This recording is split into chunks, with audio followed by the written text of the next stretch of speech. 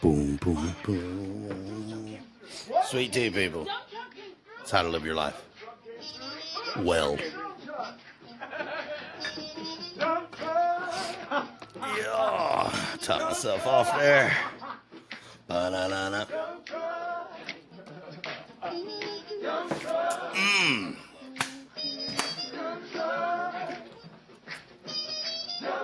This song gets me pumped up every single time. Absolutely love it. Really thankful for those Freedom Community folks that sang that to me that one beautiful morning.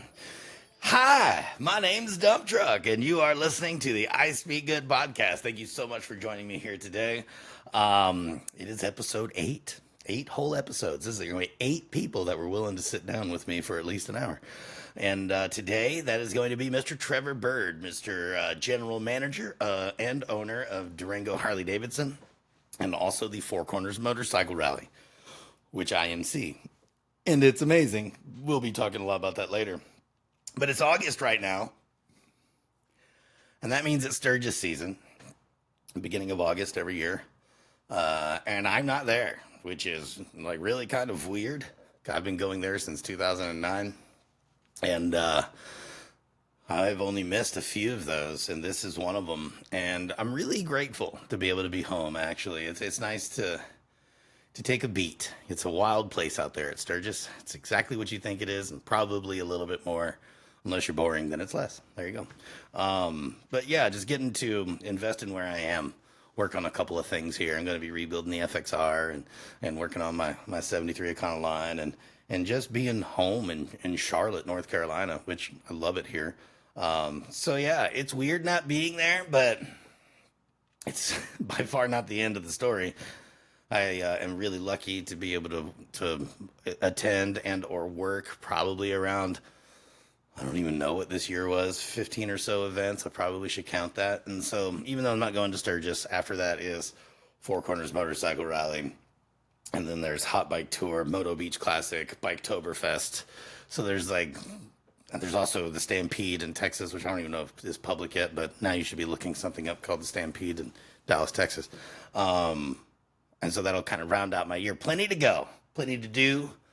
I'm really excited to be wrenching this month. I'm really pumped about that and to learn a lot more about the old FXR that I've got, which is one hell of a bike. I've had it for quite a while, and we have a checkered history. So much so where I used to call it the cock blocker, because every time I'd try to show off in front of a girl in my single days, it would break. Like, I'm talking literally. That was the time it was going to break, was always then, which may not just be the motorcycle. It may just be the way the universe teaches you things, but we've been through a lot together. We were even separated for a few years, kind of lost the FXR, kind of lost contact with the person who had it, came back into my life, actually at Sturgis. Like, he brought it there and I was able to bring it home, stuff like that. And was able to rebuild the top end and stuff up the rest of the bike over the last couple of years.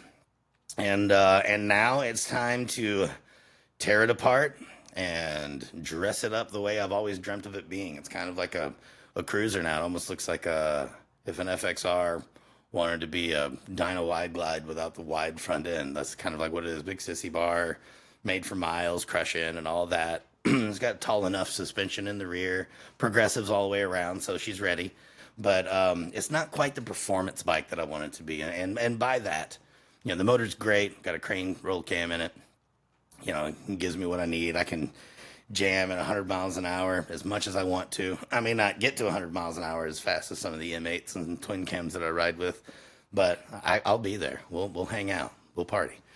And I'm just ready. I'm ready for taller suspension, up and back. I'm ready for that aggressive, athletic riding position to where when it's time to go to Four Corners Motorcycle Rally, I can jam in those turns going over the $1 Million Highway a lot easier with a bigger smile on my face and a lot more control. And if you've never ridden a performance-focused bike with, handlebars a little bit tall with your riser bar combination, it's like a really strong position, tall suspension, a little bit of motor work, proper brakes, massive part of it all. I say you should look into it. It changes everything. Like, I've ridden a bunch of bikes. I've lived over 100,000 miles on a street glide. I've got an 89 Sportster. I've rode a BMW R18 for a super long time, but whenever I got the FXR and just could feel the agility, and when I rode some friends of mine's FXRs that have been set up proper in the performance way, it's just like, man, I want that. And so that's what I'm going to do. We're going to be tearing it down. I'm really excited. Got a bunch of partnerships that are a part of it. Some really great brands, and I'll be announcing those later on. But yeah, getting ready mostly for Hot Bike Tour. That's kind of where I want to release the bike. Hopefully I can get it done in time. I pretty much have most of this month to tear the bike down, send the frame and other parts off to powder coat and other coatings, and 2 to 3 weeks after that, it'll be time for reassembly. And I'm not really changing stuff on it. I won't be adding gauges and stuff like that. It's really minimal. I mean, there are like 8 or 10 wires on the whole bike, and I'm gonna keep it that way. So I'm gonna keep the harness I have, and it will be like an undressing and a redressing. It's never as simple as it sounds, but that's what we're gonna be doing. And so she'll have the same heart, same chest, like all the organs will be the same. But suspension's getting upgraded, swing arms getting upgraded, brakes are getting upgraded, and then there's the finishes, and then it'll just be kind of done, and I'll just get to ride it, and then add to it later in life. It'll probably have a big fairing on it or something, but that requires a bigger budget than what I'm working with here, which is fine. So I'm pumped. It's going to be a good month. And I get to finish this month with my friend Trevor Bird and his entire team at Four Corners and at Durango Harley. And it's an epic time. They're epic people. And I'm really looking forward to this conversation. So without further ado, I'm going to have to, let's go ahead and get Mr. Trevor Bird in here. And hey, what's up, Trevor? How you doing, buddy? Happy Friday, dump truck. It is very, very much. It's good to see your face. Man, it's good to see you too. I'm counting down the days till I get to see you again in person. I know, it's going to be so fun. Like Four Corners Motorcycle Rally, for those of you that don't know, is one of the babies of Mr. Trevor Bird. He's also the GM of Durango Harley-Davidson, the host dealership for that event. And it is an amazing time. And let's kind of like start there, but not start there. So I always like to like get a profile on whoever my guests are. So for the listeners can be like, who the hell is this guy? So you are the GM currently of Durango Harley-Davidson, and as I said previously, co-owner of the Four Corners Motorcycle Rally. How did you get to that point on a professional aspect? Like, when did the motorcycle life turn into a career? Yeah, my motorcycle journey is a little different than, I mean, we've all got our own unique story, right? But growing up as a kid, I grew up in a kind of, average middle class household in New Braunfels, Texas. And dad was a small town family practice physician. So the word motorcycle was not even really allowed to be spoken in my house. There was no chance in hell that I was going to ever ride on a motorcycle until I got out of the house. I do remember like early high school jumping on the back of a buddy's dirt bike and ripping around the neighborhood and kind of getting that first sensation of like, wow, this is really cool. But my story with Harley-Davidson started my senior year in high school. My best friend at the time, Rugger Gottsacker, his dad has a really cool story. He started working with Harley-Davidson Motor Company in 1977, the year I was born. And in 1984, he bought Alamo City Harley-Davidson in San Antonio, Texas. And his dad was really into racing, Top Fuel Nitro Harleys. They'd go out to the Bonneville Salt Flats.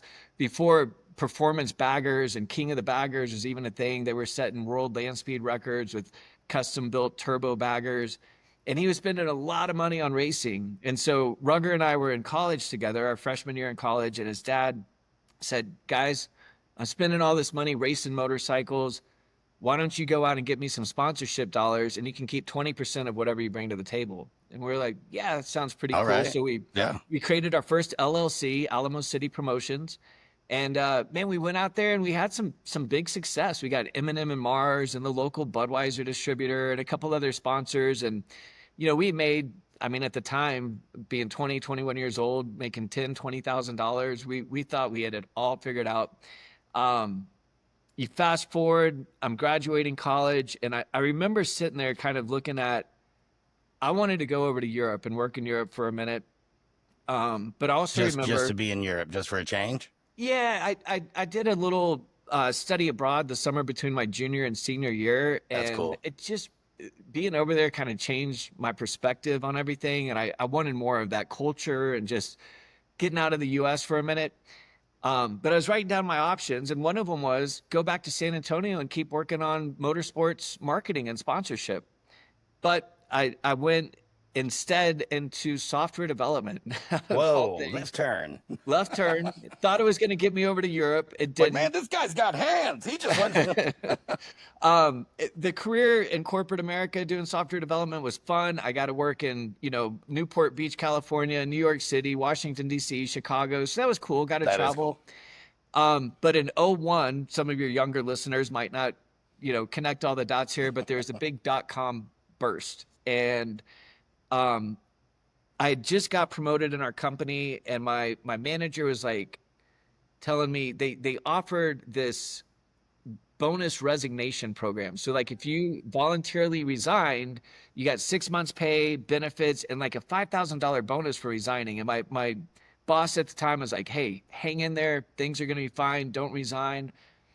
And it was about 30 minutes before the deadline on a Friday afternoon. There may have been a few drinks involved that afternoon. And I remember sending out a company-wide email to everyone in the company, quoting Jack Kerouac's On the Road, that the only ones for me are the bad ones, and said, "I'll see ya." And what really drove that was I just pictured this group of executives sitting in an office with a whiteboard with my name on it and them deciding my future versus me deciding my future. So Yeah. long story short, moved back home How old to, were you then? That's a real perspective to gain. I would have been probably 22, maybe 22, Well, 23. that's a very emotionally evolved place to be for a 22-year-old. Yeah, or it could have just been the booze and other stuff. A Who little bit of knows, column A, right? a little bit of column B. Yeah, so I get back to New Braunfels and I'm hanging out with Rugger and his dad Hal, and we're at lunch one day, and Hal jokingly looks over at Rugger and he's like, "Hey man, we're growing like crazy, and my assistant, he needs an assistant. While you're looking for a real job, help me set up the Harley-Davidson authorized rental program, a motorcycle safety training program. Oh, and all our employees need email addresses. You can figure that out too." So if I was lucky on Friday afternoons, if we hadn't cracked open the cases of beer too early, I'd get paid $400 cash, right? Enough to cover my car insurance, some gas, and a little money for the weekends. I mean, early 2000s, that was still money. It was money. It Yeah. it kept the wheels turning, and man, that was the beginning of the end for me with Harley Davidson. I never looked back. I quickly um, got into a leadership position. My first business card with them actually said dealership development.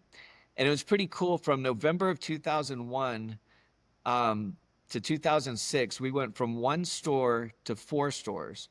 Went That's from, big. a $12 million company to over a $62 million company with 125 plus employees. And being in my mid 20s at that time, working with the Harley Davidson brand, working really closely with the motor company and helping build these new dealerships and set up these new dealerships.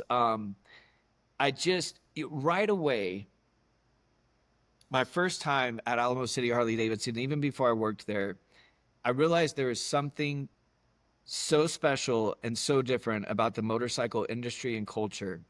And what really stood out to me, I remember I was standing there, and the mayor of San Antonio, the district attorney, and the sheriff were sitting there with about 5 or 6 banditos looking All at right. motorcycles, right? These guys, as soon as they cross the road and leave the parking lot, these guys, I don't want to say they're mortal enemies, but they're not really getting along outside of the Right, it's dealership. Hatfield and McCoy's, right? Over here, we're pointing at each other and winking. But when we meet up in the middle, and we find this thing we both like, we can just like it. And that was it. The motorcycles, it didn't matter if you were a janitor or a CEO, if you were an outlaw or a sheriff, it was all about the motorcycles and what they represented. And that just drew me into that industry so much. And just, I've had a great career. I eventually became a 10% partner in the dealerships in Texas. My wife Katie and I, we still didn't have any money. We had a good job. I mean, we were paying the bills. We were putting a little money in 401k. And in 2016, Harley Davidson came and said, Trevor, we want you to buy your own dealership. I'm like, that's great, but you got to have like $1 million in liquid assets. Like, I'd love that too. I'm not even close. And they said, that doesn't matter. You've been an owner for 5 years now. We can treat your equity this way. You figure this part out, and we'll finance you to buy a dealership. Really? So That's amazing, dude. yep, we're looking, and we kind of, born and raised in Texas. I had deep Texas roots. All our family, my wife's family's there. But Colorado was always on the radar. Cool Special state, place. a lot of neat stuff, great writing. And I had a friend from Dallas. He said, "Hey, have you ever heard of Durango, Colorado?" It's like, no, never heard of it. I know Denver and I know Steamboat. That's my whole Colorado experience. And he said, "Well, Durango is this really, really cool town in Southwest Colorado. There's a Harley dealership there, and the owner is in his early 70s. He's got no kids, and he's looking to sell." So we got all the numbers, and the store in 2016, it only sold 120 motorcycles. We were selling 2,000 new and used Harleys through our Texas dealerships at the time. It's almost like starting at the beginning again, right? It was, and the Which numbers isn't bad. You've done it before and grew it to 4 dealerships, you said? Yeah. So there was that part was kind of like this, kind of cool, could be a challenge, but the numbers just didn't pencil out until you really started to peel back the layers and you started to look. Man, over 15,000 transactions at that dealership every year, looking at the market reports and going, there's a lot more potential, a lot more meat on the bone than what that dealership is seeing right now. At the time, on December 6th, 2016, I still remember the date like it was yesterday. I'd convinced Katie, I said, let's just get mom and dad to watch the kids. Our kids were real, I think like 3 and 5 at the time. And I said, let's just fly up to Durango. We'll make a weekend out of it. You and I get away. We'll go check out the dealership. It's probably nothing. And so we did. We flew into Durango. And I'll never forget coming around from the airport, this turn and just the La Plata Mountains in the background and just the beauty of this part of the country. We got downtown, checked into the Strater Hotel. We didn't know it was a special night called Noel Night. It only happens one night a year. We didn't know this, but we walk outside of our hotel, and the first thing, here comes Santa Claus on a stagecoach with horse-drawn stagecoach riding by us. Awesome. There's a light little fluffy snow falling, and every retailer on Main Street has got carolers and hot cocoa and cider. And Katie, I mean, it's like a freaking Hallmark movie. We're like, what in the hell is this place? We come and we visit the dealership and meet the owners. And he was really, I mean, he would not even turn the lights on. We met him at like 8 o'clock at night, and he was so nervous that anyone knew. He didn't want anyone to know he was selling. Oh, yeah. So we take a tour in the dark using our FBI style flashlights to look at stuff. And I'll never forget walking through service, and he still works with us today, Doug Torian, one of the techs. I didn't know him at the time, but he had a couple unknown industry posters up at his service bay. And I'm like, all right, there's a couple guys here that get it. Like, that's a good sign. And after talking to the owners, Katie and I go to dinner, and I don't know why, but I looked at her and I said, babe, this is the shop. This is the place we're supposed to buy. And she starts crying because she's, again, Texas girl, born and raised. And she could tell, like, I was serious that we're going to do this. And so then by June of 2017, June 20th, came up here and we closed on the purchase of Durango Harley-Davidson. And been a little over 8 years. We just got recognized as one of the top 5 dealers in the United States of America for 2024 on Harley's Bar and Shield. We got a Platinum Bar and Shield Award, which is a really big honor. And couldn't be more proud of our team. Couldn't do what we do without our team. And it has just been the best ride I could have ever imagined. Dude, it sounds amazing. And like, just for reference, how old are you now? Well, I'm 48 now. No way. So like whenever you were 40 is whenever you purchased a dealership then, just about. 30 days after my 40th birthday, I closed on Durango Harley-Davidson. Man, so from 22 to 40 years old, not a massive amount of time, really important years there.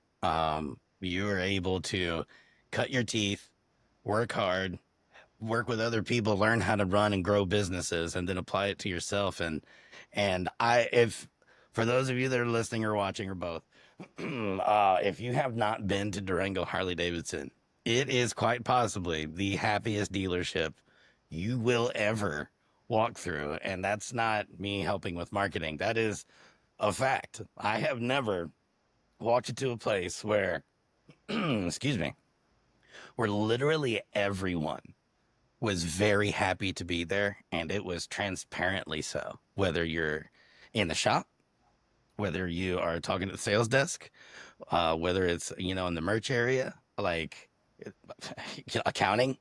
I have never been there, and I've been there for Four Corners with you for years now, when everything's going off, and that's usually when things get stressful and stuff like that. And so, of course, that exists, but everyone takes it with grace and stride. Like, that is a huge thing to be able to build a team like that. Speaks a lot to the leader.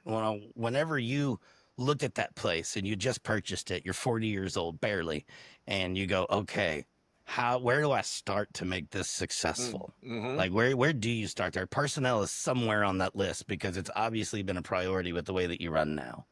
It was number one on that list, and Feels like it. Not throwing shade on the previous owner, but these guys had no 401k. I mean, they were paid the very bare minimum just to keep them coming back into the job. I took the first year and a half I worked here.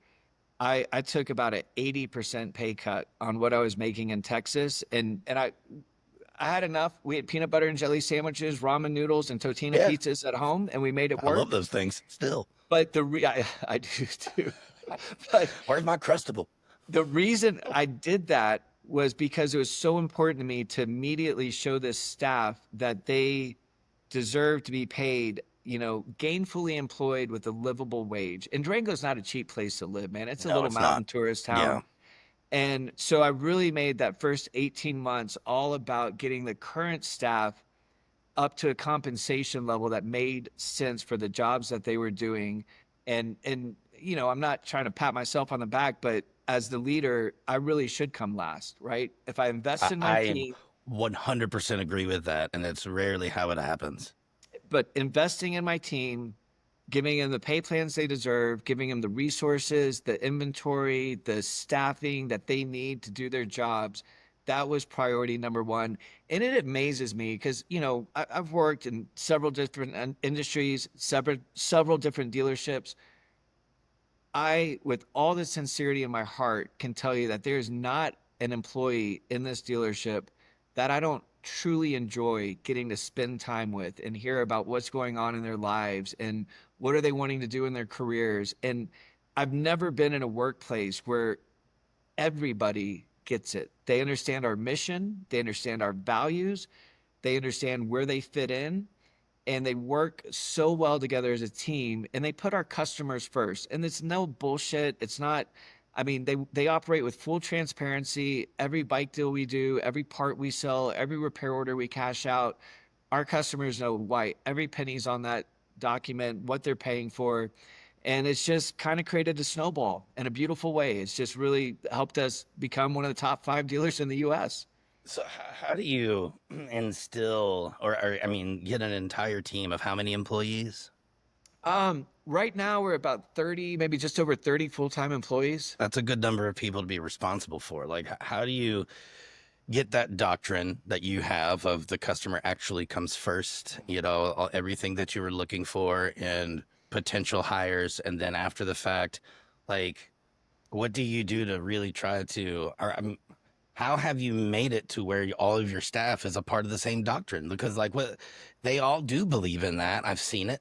I'm very aware of it, and it's just really impressive. And I'm like, okay, well, what is it about this place? What is it about the leadership and the training and the communication that leads to everyone actually being on board for making this successful, whether you're an hourly wage, commission, salary, top of the heap, green, what is it?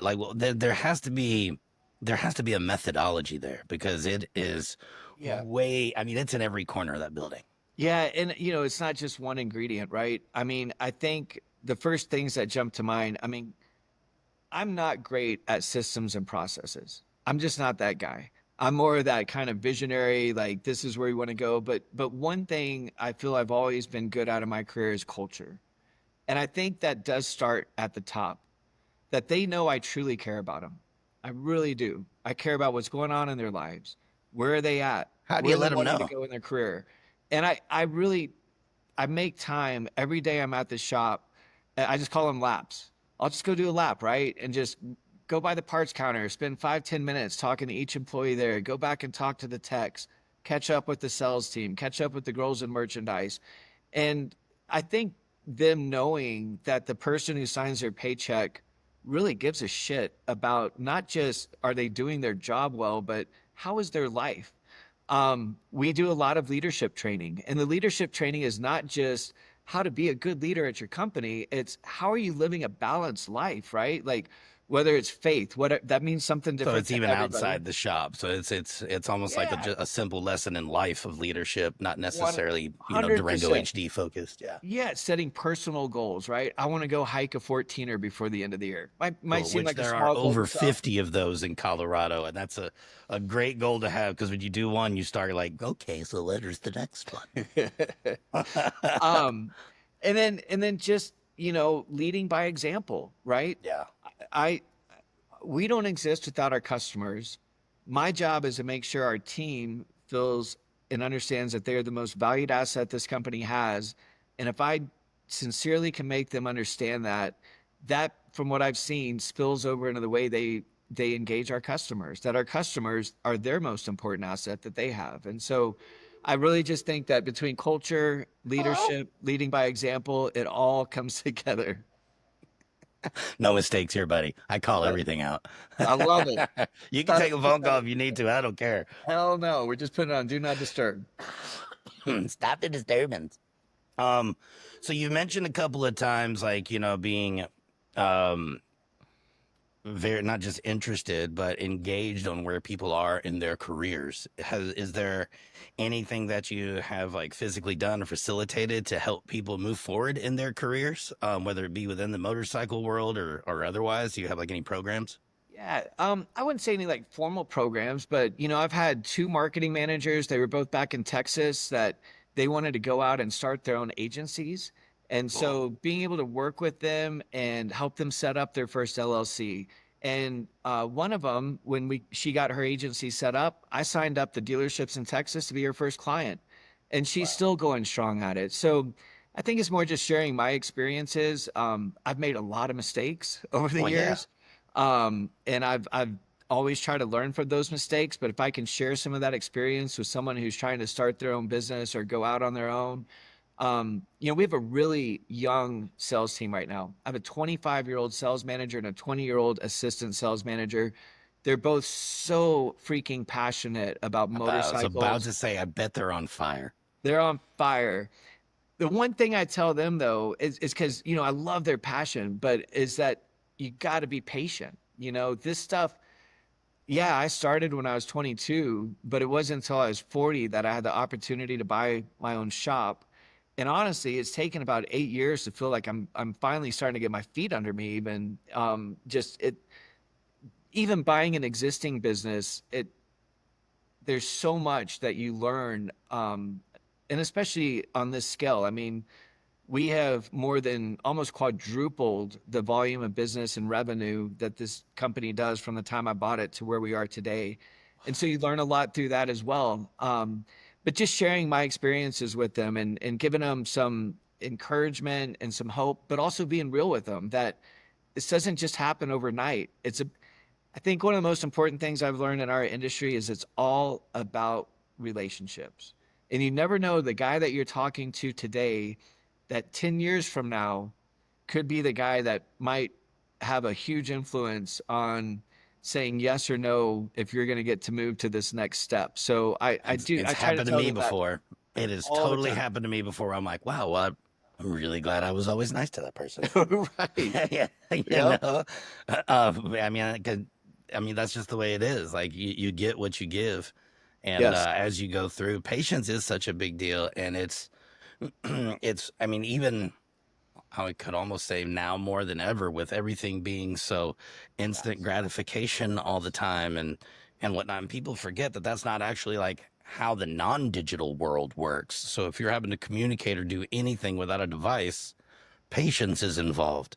It's not a machine that's just going to take your input and just give you data. Like there's emotion, there's personal history that people are bringing to the table. I mean, it's a lot. And to have the ability to be patient and watch some decisions simply play out and learn from that process, even if you gotta like, it's gotta be, let's see how this goes. Yeah, I mean, there's no risk, there's no reward.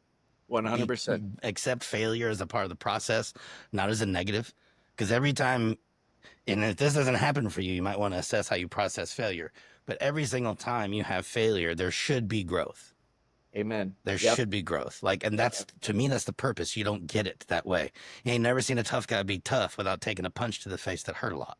Yeah. Like, that's just like kind of like an easy example of it to me. And patience is massive. What would you say was, we've all had a lot of teaching moments over the years, you know, failures, they could be called. Sometimes it's, you know, personal, sometimes it's not. Like, well, what would you say has been your biggest teaching moment that you think you really were able to gain the most knowledge from, which usually means it hurts the most, but like, what do you think was your biggest teaching moment? You're like, okay, well, these things I'll never do again. Well, we're going to go a little deep and get a little vulnerable here. Let's do it, baby. Yeah. So, you know, 12 and a half years ago, I had to come to the decision that alcohol no longer had a place in my life. And I was never, you know, I never got a DWI. I never really got like in any legal trouble when it comes to drinking and some of the other activities that maybe come along with that. What? But it got dark. It got real dark, and I lost myself. I just totally lost myself, and as a result, I started to lose my family. And you know, I had hit basically rock bottom. What do you think took you there? Like, was it your environment? Was there something in your life that happened and you just weren't coping with it appropriately? Like, what made it dark? So you know, we ran hard down in Texas. We had a good time. We lived that stereotypical, oh, you're a Harley dealer, you must be a crazy badass. Yeah, I know Green Harley-Davidson. When I worked for the motor company at NHRA, like Lon and the team and everybody. Oh yeah. I got my Wally back here from there he is. Team.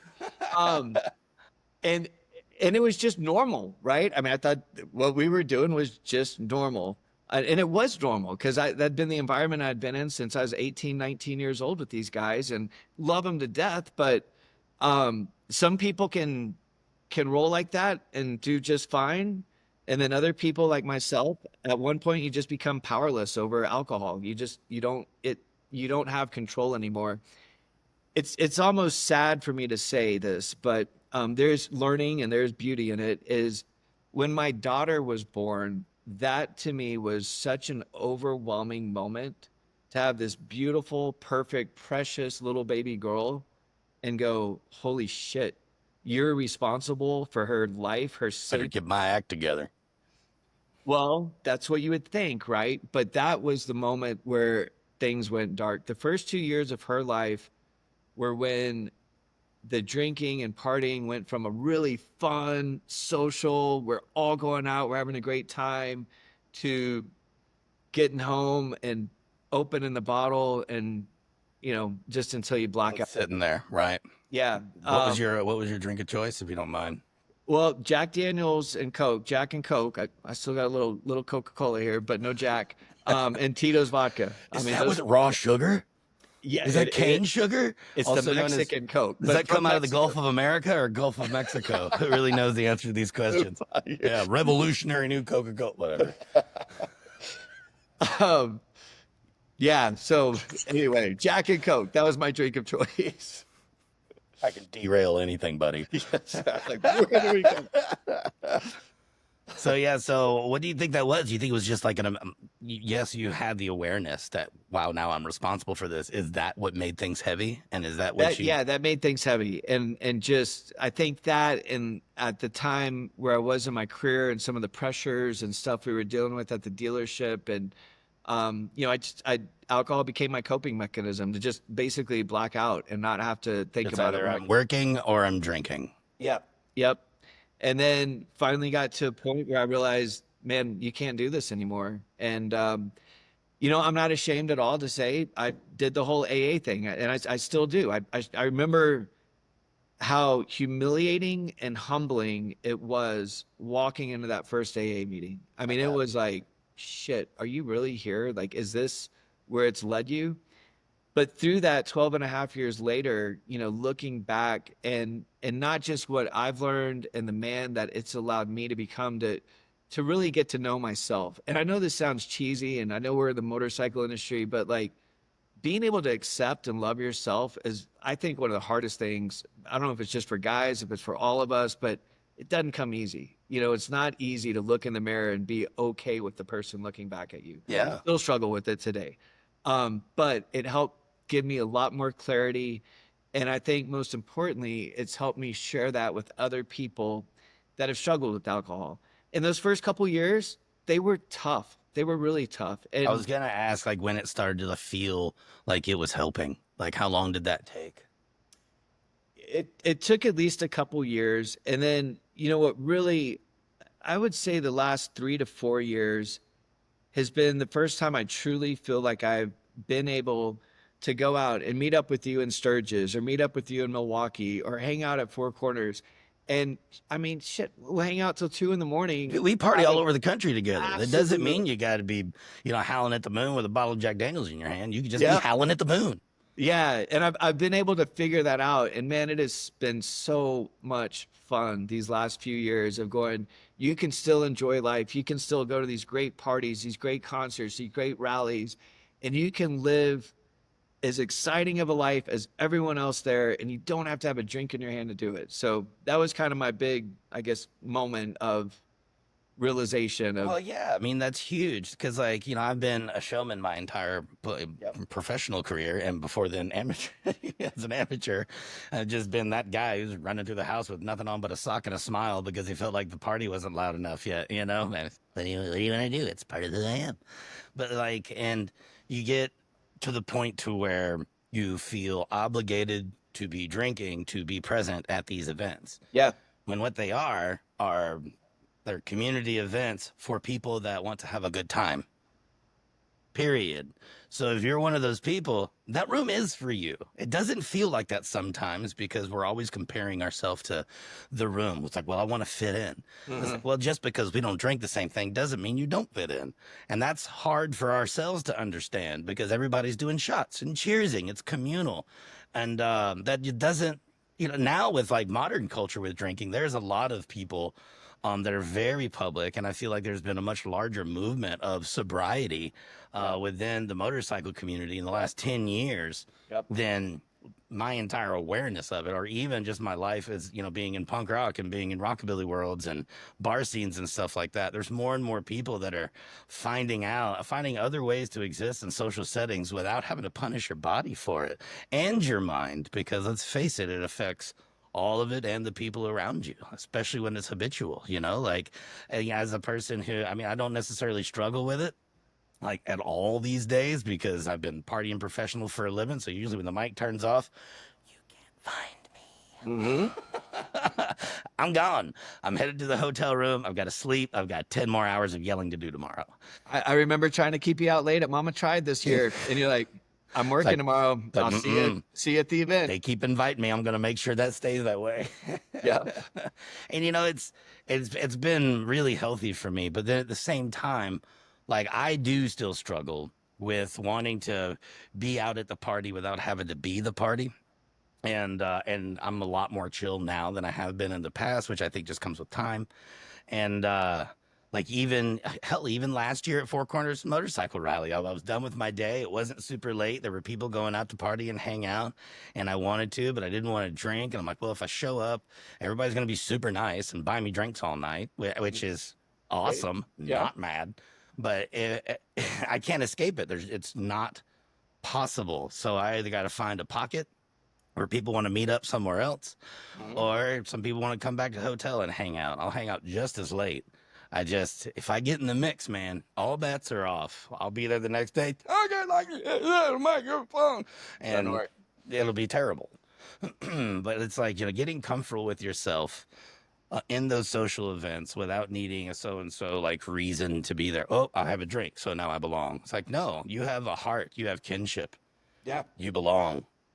And that's what I love about the industry you and I get to work in. I mean, the friendships, the relationships, the people, like once you get to know them, you realize there's really, for the most part, there's not judgment, right? Like people are just, if you show up as you, they're going to accept you, right? And there's no judgment. It's like, fuck yeah, come on, let's go. And I love it. Absolutely love it. Well, yeah, like even at homecoming this year, we all we didn't get to see Hank Jr. because of the weather. Yeah. That never showed up. Somebody got fired over that one. But we did have a great party. And it was a little side party, and it was full of people that were getting after it in one way or another. And it was full of people that were just there to be friendly and nice. Yep. And they fit in with all the other friendly and nice people. Like, habits don't define your friend groups when you get older. I find, like, when you're younger, you got your stoners, you got your drunks, you got your cokeheads, they got their little, everybody does the thing. So you hang out together. That's part of like why your parents are like, be careful who you hang out with. It's a reflection of so many things about yourself.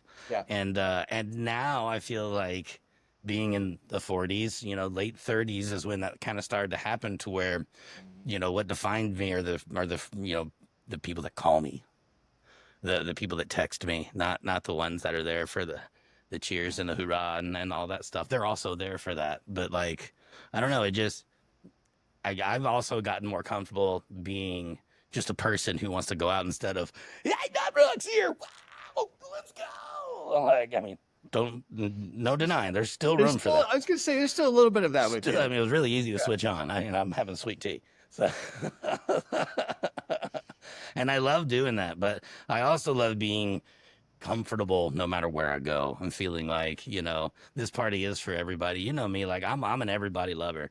I don't care where you're from, how you talk, how you dress. Yeah. Like, are you good? Because if you're good, then I'm here for it.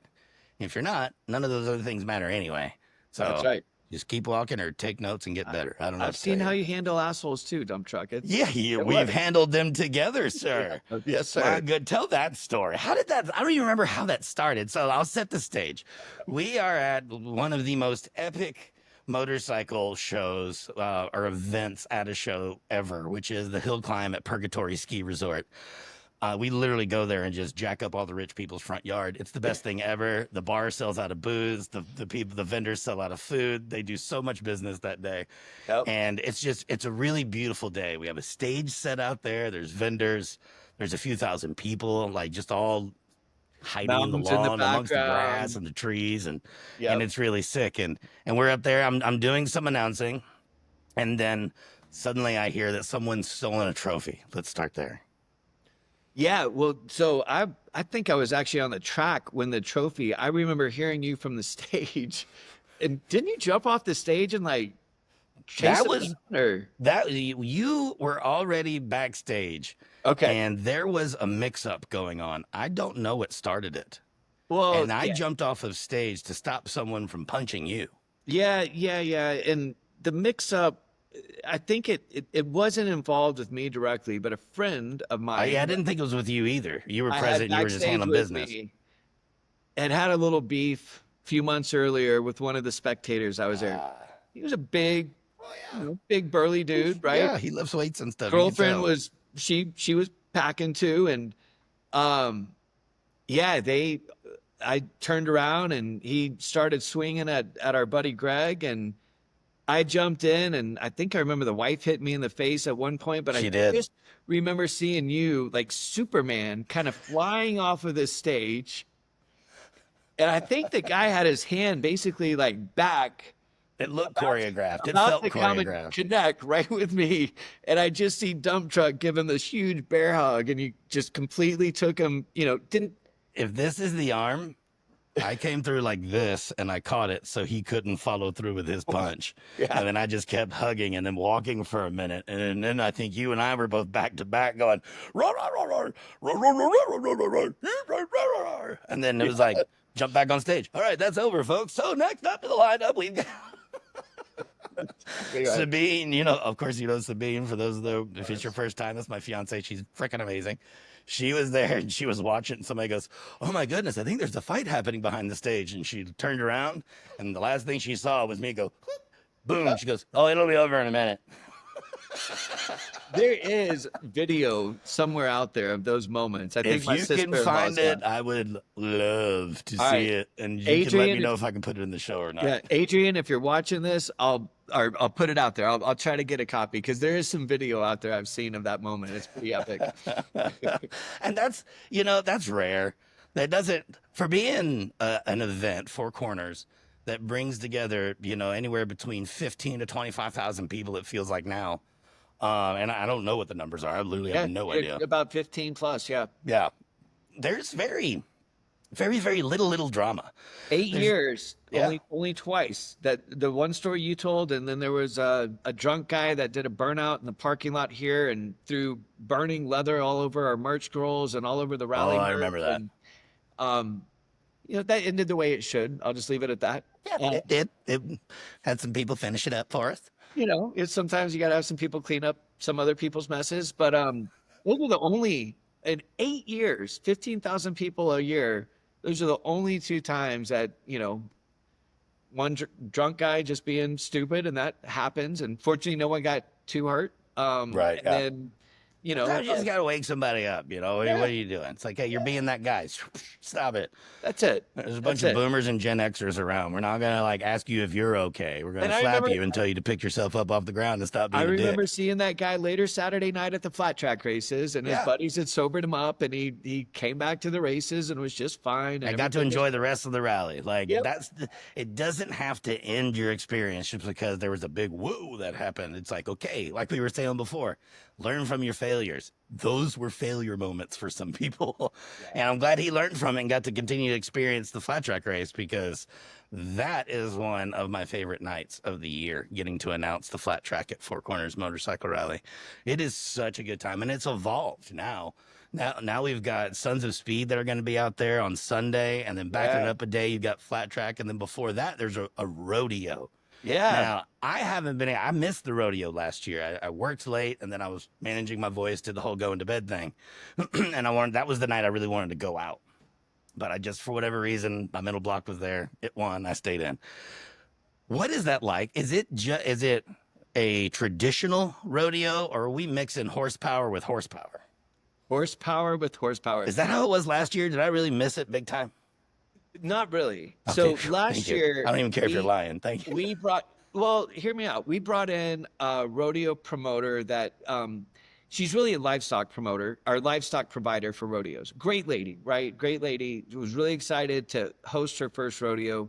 But just like a motorcycle rally, there's a lot behind the scenes that goes into putting on a good rodeo. Oh, yeah. And she did the best job she could, but it was her first time, and we learned together. And so this year we're working with a lady named Pam. Pam has worked with the rally team, helping run the box offices for, I think, about 7 years. And she hosts the True Western Roundup every Wednesday night in the summer. She does one of the best rodeos I've ever been to at La Plata County Fairgrounds, where the rally takes place. Yeah. So we partnered with Pam this year, and she was so excited. I mean, we started talking to her back in September, October last year. I'm sure a lot of people can appreciate this is a year to 18 months worth of planning for 4 days. And Pam was so excited about the idea of mixing motorcycles with traditional rodeo, right? So we'll have all the bull riding, but they have, I think, 5 or 6 motorcycle rodeo events in between the bull riding, and they haven't even shown me the final list. It's supposed to be a surprise even for me. I think they've got, like the motorcycle barrel racing. That's a pretty easy one. Yeah, that's a great one too. But I think they've got some other fun stuff. I heard a story about people being dragged behind bikes on shovels. Oh And yeah, that's an I old don't school know. thing to do for sure. I don't know what we've got waiting for us Friday night, but it is, Durango has got such a neat Western heritage, right? The mining, the cowboys, just it is the Wild West out here. And being able to honor some of that heritage and legacy of this community by having a old Western style rodeo with bulls and broncos, but then adding some horsepower with some motorcycle events in between that on Friday night is a great way to kick the event off. And then right before the rodeo starts Friday, I'm really excited this year. We got Carrie with Choppers Magazine, Yeah. Warren from Mama Tried. I don't know that Otto from Builtwell will be here, but Otto and Builtwell the last several years have supported our Chopper show on Friday night. But this year, having Carrie and Warren and those brands help us out. So Warren has said that he is coming down for the event. I saw that announcement the other day on Instagram. It made me super happy. I know, and he's gonna pick one of the builders, invite them up to Mama Tried February 2026 in Milwaukee, and then we're gonna pick up 3 nights of a hotel room for that winter to be able to get up there and have their bike on the floor at the rave at Mama Tried. I mean, I haven't built a chopper yet. I plan on doing one, Do but you? how cool would that be? Dude, it's amazing. And like not Mr. Bird, we know Mama Tried. But if y'all have not been to Mama Tried show before, it's the one thing you can do in Milwaukee during the winter time as a biker, and that is go inside and stare at some bikes because it's cold. But I mean, it is one of the greatest and one of my favorite gatherings of our community all year long, and it happens in February in cold ass Milwaukee. But there's something to that city. There's something to that venue and the tone that both Scott and Warren set in that building for Mama Tried show. And the Flat Out Friday is a massive part of that weekend as well. Incredible. Yeah. Yeah, I mean, it's one of my favorite flat track races to go watch and see. Maybe someday I'll get to announce it. Who knows? But Mama Tried show, I mean, if your bike gets invited to Mama Tried show, I mean, it may not mean that you're going to win the AMD competition, but it does mean that your motorcycle has soul and it fits somewhere, because there are all walks of life of motorcycles that are in that building. And that's one of the things I like about it. Yes, of course, it's Harley heavy. Yeah, it's chopper heavy, but there's everything else there too. I mean, there's international bikes. I love every time Icon brings one of their motorcycles. They got some really cool vintage sport bikes that they bring in, and there's room for all of it. And whenever you're in that building, and it is packed, buddy, there are bodies everywhere.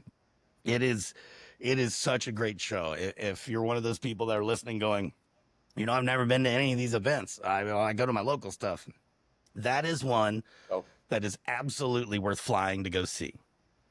You don't need to know anybody. You don't need to know anything about motorcycles. Just get ready for a super positive good time. The city loves the bikers when we come to town. It's not always the case. Sometimes you got to go out of your way to soften the blow that your city's been taken over by a bunch of knuckleheads. But Durango is one of those, and we've done a really good job respecting the community, I think. Yeah. Because we love that community. We love being invited there still, and we want that to continue. But Mama Tried show, there's just something special to it, and getting to be the person on the microphone for that event, I really try to add and not take away, because the show itself is so pure and so good, and there's room for everyone, and that's totally our vibe for sure. And it's great. So you said you're thinking about building a chopper. I'm not going to skip off on that too much. What kind of chopper do you have in your head, or are you even there yet? Yeah. So, a few years ago, I had an employee, he's not with us anymore, but he needed a couple, $2,000-$3,000. I'm like, buddy, I'm not a bank. I can't. And, I've been burned tens of thousands of dollars for doing favors for people over the years. And at one point you want to always help and give every chance you can, but it was a big amount. And I told him, I said, look, I can't do this without some type of collateral. And he's like, well, what if I give you my panhead motor and my title? And I said, if you sign the title over and you leave the motor here, I'll give you the money and give you a year. We'll sign an agreement. Year goes by, hadn't got a single payment. Hey, buddy, Your Here we year's are. up. What do you want to do? Oh, I'd really like to, make this right and get the motor back. All right, I'll give you another year. Oh wow, a whole other year. All Whole right. another year. You're a Still never, sweetheart. still never got a payment on it. So before Mama tried this year, I called Pat up at Lead Sled and I said, "Hey, Yeah. I said, listen, I got this panhead motor, just a motor. It's all I got." And he goes, "All right, let's do it." And I told I him, can I'm like, hear his tone of voice and see that little side eye that he gets, a yeah, little twinkle in his eyes, like, all that's a right. scary look from Pat sometimes. You It don't know where it's is. going to take you. And you're about to hang Um, out with him in Sturgis. I personally, everyone's got their own style, but like the Springer front ends and the lead sled frames, I love that look. I was looking at a bike, Magic Mike just delivered to a customer in Sturgis, and It's beautiful. so clean. There's not a single cable, nothing. You don't see a single fucking cable on the motorcycle, nothing. Um, but I don't want something flashy. I'd like a suicide shift, Springer front end, very basic, very raw. Just, take your time scooting up the $1 million Kickstart. highway. Yeah, well, yeah, kickstart. I'm Yeah, telling you, I'm not, no judgment. yes. I'm just asking. I need a kickstart. You might I have like to show that. me how to practice a couple times, just being honest. But Don't be yeah, asking me. you know. I haven't gone vintage yet. I'm sure that I will. I'd love to. I would also love to have a panhead or a Yeah. shovel for that matter. Yep. But yeah, I haven't gone there yet. So I'll be learning something new when I go the vintage route too. And it's something, my son's 13 and I want something he can learn the basics of a motorcycle on. The motor, the transmission, the brakes, just to get to understand, oh, You think he's gonna cool. ride? He's been ripping since he was 5 years old. He started on a PW50. He just outgrew his little 75 KTM two-stroke. But he's fearless too. I mean, he's a hell of a snowboarder as well. Let's talk about them kids' ears. Like, you've got to be, your chest is out all the time. Your daughter's amazing. Your son's amazing. I mean, there's all sorts of stuff going on. So let's talk about how many kids you got. Who's all in your family? Yeah, so my wife Katie, we're going to be celebrating Hi, Katie. I love you. 17 years of marriage in November. Been together a little over 20 something years. And That's rad. I'll tell you, Dump Truck, it's amazing to have been married to a woman that long and to be able to wake up every morning and continue to fall deeper in love with her. She has been through hell and back with me. She is my champion. She's my rock. She's my inspiration. And her love, not just for me, but for the motorcycle community. Some of my friends think I'm crazy because You are. you're kind of in the same boat. I love every event I go to. I want Katie there with me. I want to Absolutely. experience it with her. And I know you and Sabine are the same way, right? Like I was just telling you before this started that she's not going to Sturgis this year, and I'm kind of like, do I really even want to go? Like I don't know. Dude. I'm just saying, man. Um, That's my person. We chose each other on purpose. Yes, and she has been so awesome. Katie oversees. We have a family foundation called the Ash Foundation that we set up a few years ago. It's a 501(c)(3), and it supports children and single moms in our community that need help. We do a big toy drive. We do some other big fundraisers. We raise money through the Four Corners Motorcycle Rally. Usually a little over $10,000 Wow. goes to the Ash Foundation. Then it gets distributed amongst 5 to 6 local, not just children's charities, but Women's Resource Center, Volunteers of America, and then a bunch of different children's charities, Boys and Girls Club, Big Brothers, Big Sisters. And we really vet these organizations to make sure that if we're going to give someone 5, 10 grand, we want to know where that money's going and how it's actually impacting the people that need it. I don't Yeah. need to give money to some nonprofit that's got an executive being paid $150,000 a year. Sorry, don't need to support it. Yeah, and that happens a lot, and there's a lot of smoke and mirrors that are involved, and I'm glad that you do your research because it's really important for you to know where your money's going because marketing is a thing. You can create a brand and a marketing plan by talking to ChatGPT in like 5 seconds. That's right. Yeah. I mean, and it's there. It may be soulless, but as long as you've got some kind of directive and you know how to sell it, then that's all some people need. And unfortunately, there's some snakes in the grass out there that want to make a big living funneling a lot of small donations towards their direction. And like, being a veteran, like I'm always with my eyebrow raised. Yeah. And there are some organizations out there. I don't know if it's still this way, but Wounded Warrior Program was known for being one of those programs to where a lot of money went to the executives and not very much money at all went to any of the actual veterans they were supposed to be helping. It's one of the reasons why I like Doc at AmeriCorps.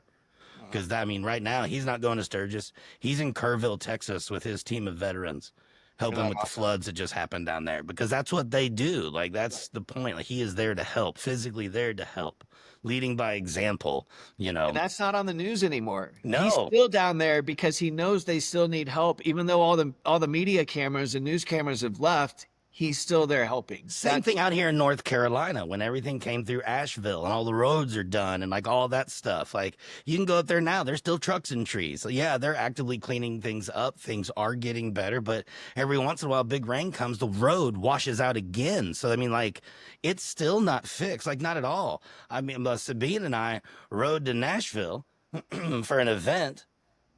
And 2 hours after we had crossed the bridge going through Asheville, the one they just reconstructed washed out.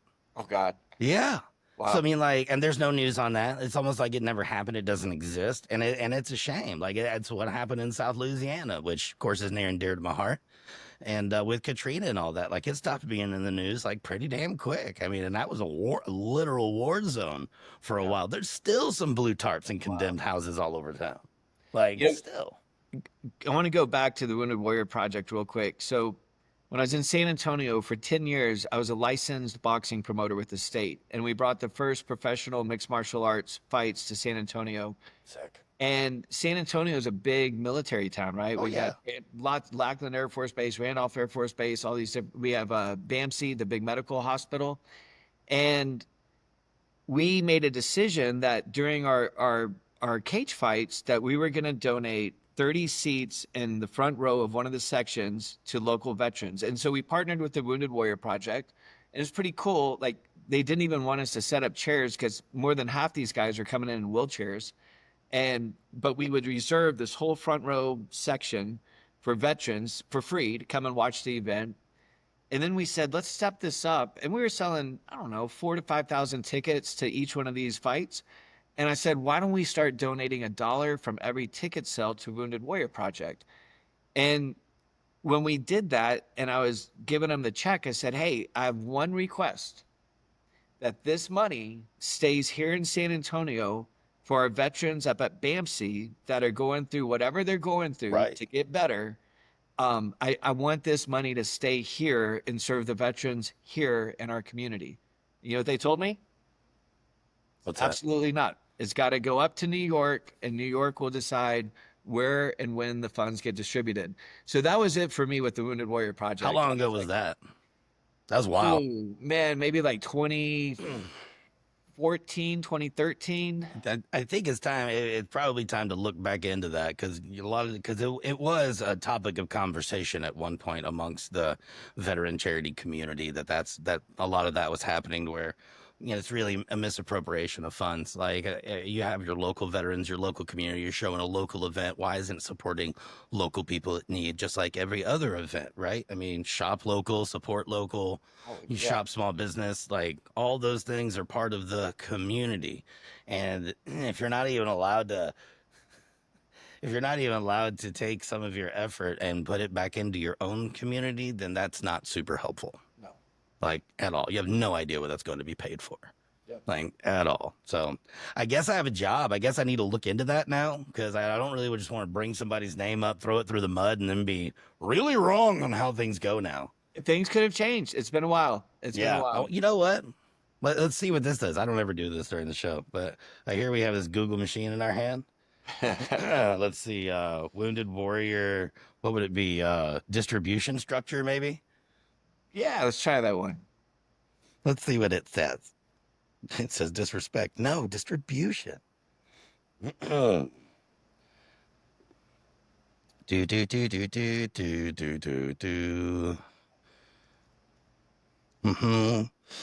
70% of donations go towards programs and services of wounded warriors. their families and caregivers. So it sounds like that there have been some positive changes because those numbers used to be skewed. Now, I don't know what services could be. Like, it's not, I haven't, obviously haven't looked yeah, into it enough. I don't know either. 70 cents of every dollar seems a little cheap if you ask me. I just asked ChatGTP, and Michael Lennington, CEO through March of 2024, was compensated $470,301 for being CEO of Wounded Warrior Project last year. So, That frustrates me so all right, you want to get back to the kids? No, just we kind of are. You know, the kids that lay it all down out there, or at least make that possible. And it's just like, I hate politics so much, but it reminds me of politicians. It's no different. Like when all that started, like it wasn't a full-time job for Thomas Jefferson and friends. It was your actual civic duty. You weren't there to make money. You were there to, you know, you were serving the people.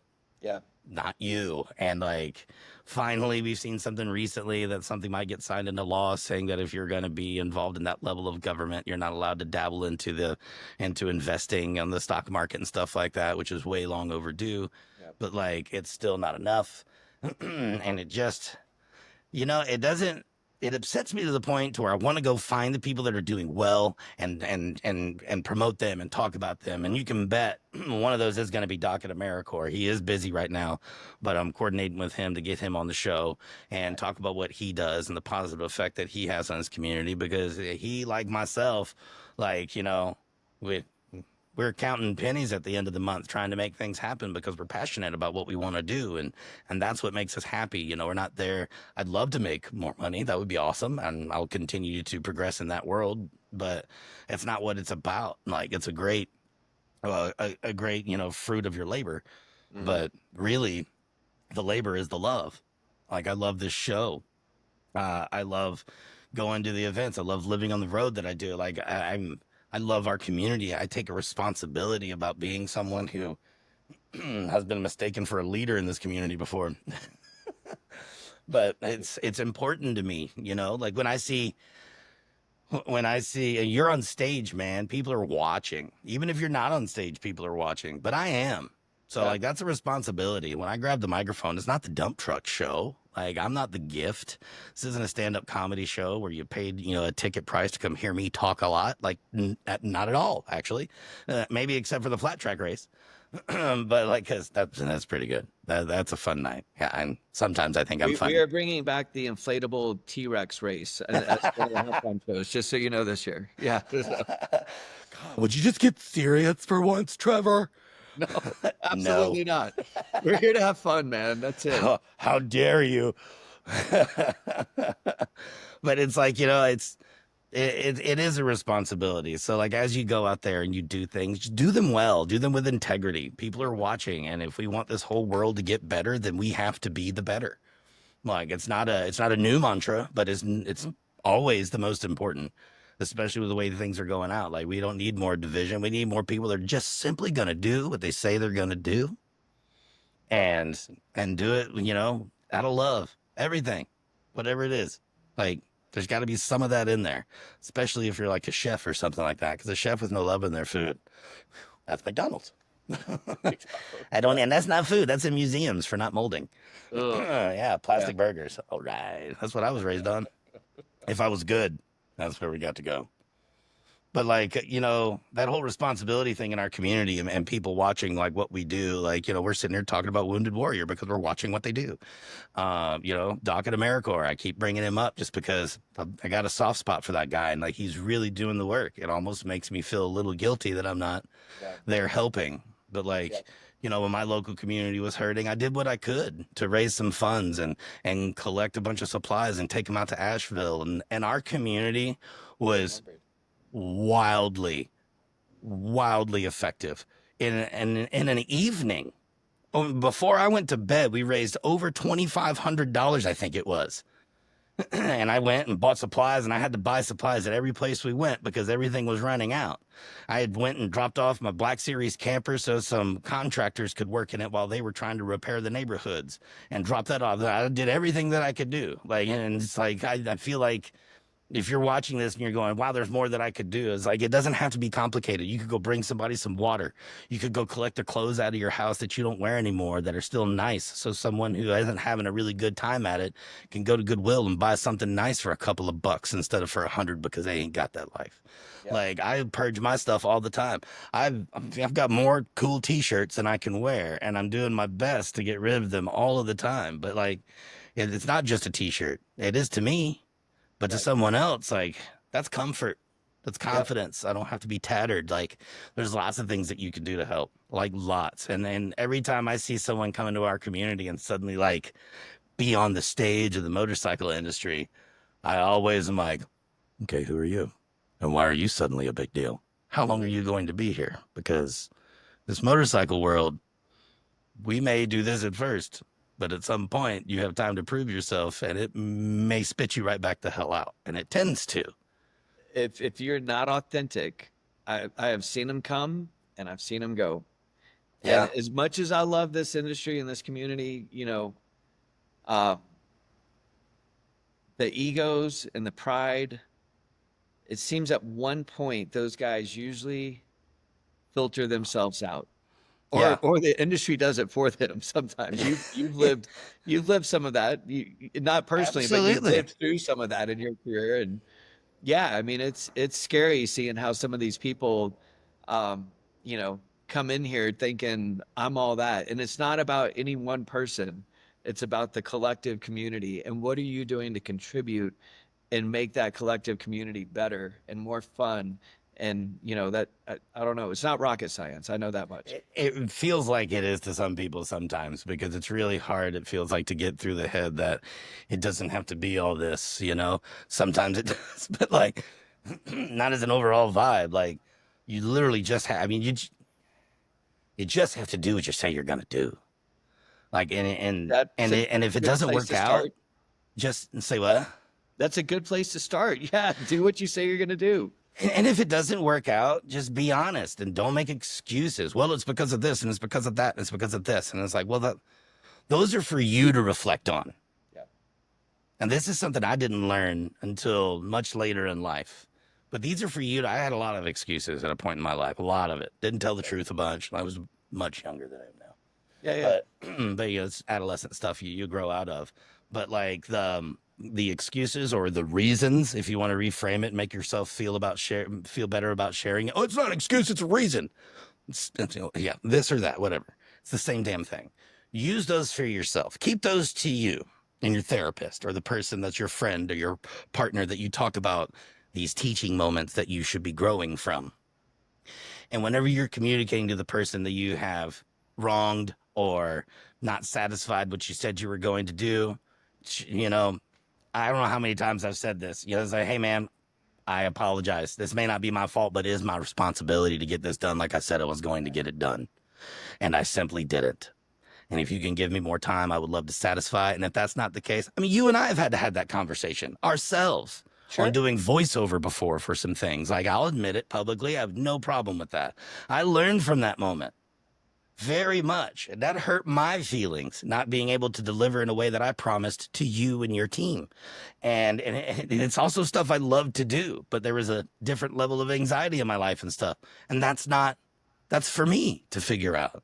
That's not for you, my friend and client, in this, you know, scenario to figure out. That's for, you know, you to be like, all right, cool. If he calls again, I need to take these things into account because that's a teaching moment for all of us. And we move forward. And luckily, I've still kept my integrity through all these teaching moments in life, and I still get to show up and be welcomed and not have anything hang over my head, just a level of understanding. Hey, man, things happen, and that's a fact. So thanks for not making a bunch of excuses. What's next for us? How can we try to succeed the next time? One of the great things I learned through AA and that whole 12-step process is making amends. And you know, the difference between just saying I'm sorry and actually making amends. And you just basically summed it up, right? Like, I fucked up. I didn't do what I said I was going to do. I did this and that was wrong. And but I recognize that, I own that. And here's what I'm doing moving forward to try to make sure that never happens again. That's how you can show people you really care, is like showing up with a solution. whether it's immediate solution or if it's, I've seen that these are the things I need to change to evolve and not let this repeat itself. That's the kind of stuff. It's like, cool, then you're still on the team. Yep. You're still on the team. You're still family. Let's go. What's next? Because Trevor Bird doesn't do everything perfect. Fuck no. Right? Don't want to. That sounds boring as shit. Plenty of mistakes every day, man. But Yeah. I learn from them, and I just try to get better. Yeah. So how big of a challenge do you think it's going to be to teach your daughter to drive? Well, Because that I heard is about to happen. I know I'm just am- like getting right back into the family part of things I am after going there. honestly, I'm pretty concerned about this. I'll tell you, I'll be sure to send her this episode. So my daughter Millie, she just turned 15, or she's about to turn 15, September 3rd. We usually get to sing her happy birthday at the rally because her birthday almost every year is taking place during Four Corners Motorcycle Rally. She is a spectacular young lady. When she was 10, she said, "Dad, I want a job at the shop this summer." And I said, "Great. How does your resume look?" And she looked at me, she goes, "My what?" I said, "Your resume." It's a big word for a She 10-year-old. said, "Well, why do I need a resume, Dad? You own the dealership." And I said, "Honey, nobody gave your dad anything in this life except some opportunities to prove himself. And I love that you want a job at our family's business. But if you want a job there, you're a Red Cross certified babysitter. You run a lemonade stand at the rally for 4 or 5 years. You've done this, you've done that. Write a resume. Ask Caitlin if she's accepting interviews for this summer and tell her you'd like to be considered to be hired to help out with the apparel department." I love knowing that you operate that way, dude. That's big. That's fathering. Well, now That's mentoring your child. check out how this thing evolves, though, right? So she works 3 summers with me. And 2 summers ago, beginning of the summer, she said, "Dad, I'm going to learn how to work the cash wrap and count back change to customers this year." I said, "That's great." I said, "So many kids don't understand how to count actual cash and change back to somebody. I love that." She goes, "But I want you to know, this is my last summer I'm going to work for you." And I was like, "Oh, like, okay. Well, what are you going to do?" She goes, "I'm going to get a job at the Meadow Market, this really cute little market coffee shop that opened up kind of right. She could ride her bicycle from our house down to Meadow Market." I get home one afternoon and she walks in the door and she's like, "Dad, I got the job." I didn't even know she went to interview. I'm like, what do you mean you got the job? She's like, "Well, I updated my resume and I did this and I did that. And I went down there and I talked to Amy, the owner, and I start Saturday." And I'm like, wow. She has put almost $5,000, and now mom and dad don't give her money. They don't even get an allowance. They have jobs and chores at the house they have to do, but that's part of being a family. You don't get paid to take out the damn trash. Great You lesson. don't get paid to do the Because you're going to dishes. be doing this for the rest of your life when you're supposed to be, I guess, give yourself an allowance for taking out the Nobody- garbage? Yeah, nobody's paying you and I to do that shit. So, No. but I'm so impressed. And she hit me up a few weeks ago and she said, "Hey, Dad, if I pay and buy my first car with my own money, will you take me to New York for 4 to 5 days?" And I'm like, man, I don't know what's cheaper, buying her a used Subaru or taking her to New York for 5 days. But I just love the way that she thinks. And so she's about to turn 15. She's almost complete with driver education. In the state of Colorado, though, you have to drive a vehicle for 50 hours with another adult, licensed adult in the vehicle before you can go and take your driver's license test. Right. Well, the only problem is I bought myself for the first time ever a really nice new pickup truck. And let's face it, she ain't driving that. Really nice new pickup truck. It may be a Ford Raptor, but anyway. And then That's sick. my wife's car finally took a complete crap on her, and we just got her a new Toyota Sequoia. And I'm going, well, crap. You got 2 tanks. What am I doing? Like, I'm gonna have this 15-year-old driving around. We've got a stadium truck and we've got a school bus. Which one does my daughter want to learn how to drive on? So today, when you and I wrap up, I promised her we're gonna go to the little Subaru dealership and we're just gonna go Go look. look. Yeah. I'm gonna see if the number I got in my head, if it's even realistic to get a safe, reliable car. And I'm talking, 12, 15-year-old, 50, Beater. 70,000 mile used beater. She's gonna bump into something. Hopefully that's the worst that happens. But Yeah. Hopefully it's um, not the Raptor. yeah, yeah, yeah. I You see, I know, see, I see you sweating over there. but here's the other thing. All that is just stuff. It Yeah, really yeah, yeah. is. That's just insurance. The older I get, the more I realize like money, things, none of that shit really matters. It just doesn't. If your identity or your who you are is wrapped up in money or materialistic shit, what a sad, empty life, It sounds vapid to me because there's no satisfaction in that lifestyle. There's none. It's No. never enough. It's So never enough. if she wrecks the truck, that's what we got insurance for. Yeah. Yeah. Life happens. I don't What know. was The your older first I car? get, what? My first car? Yeah. A Honda CRX. Do you know what that is? I'm only 3 years younger than you, sir. All right. Yeah, you had a Little hatchback. two-door, like and People I used think to jam really, really big subwoofers in those tiny Yes, little I cars. had I didn't have the money for the 15, but two 12-inch subs in the back. Because 212s isn't enough for a shoebox. Where did you even My get those neighbors. things? I mean, that car, I think the doors literally like rattled off of it almost. And I crashed it up on 6th Street in Austin one night, like just totally out of my mind. I don't know how the cop even let me drive an hour back home, but he did, with the front bumper literally sticking out of the back of the car. And anyway, but it was a great car. It was, Poor thing.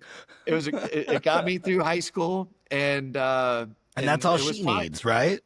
Yeah, I mean, Yeah, my first car cost $250. I'll tell My you a dad bought story. it from my uncle who had a dealership, and it was Yep. $250. And for about 2 months, rat shit was falling out of it.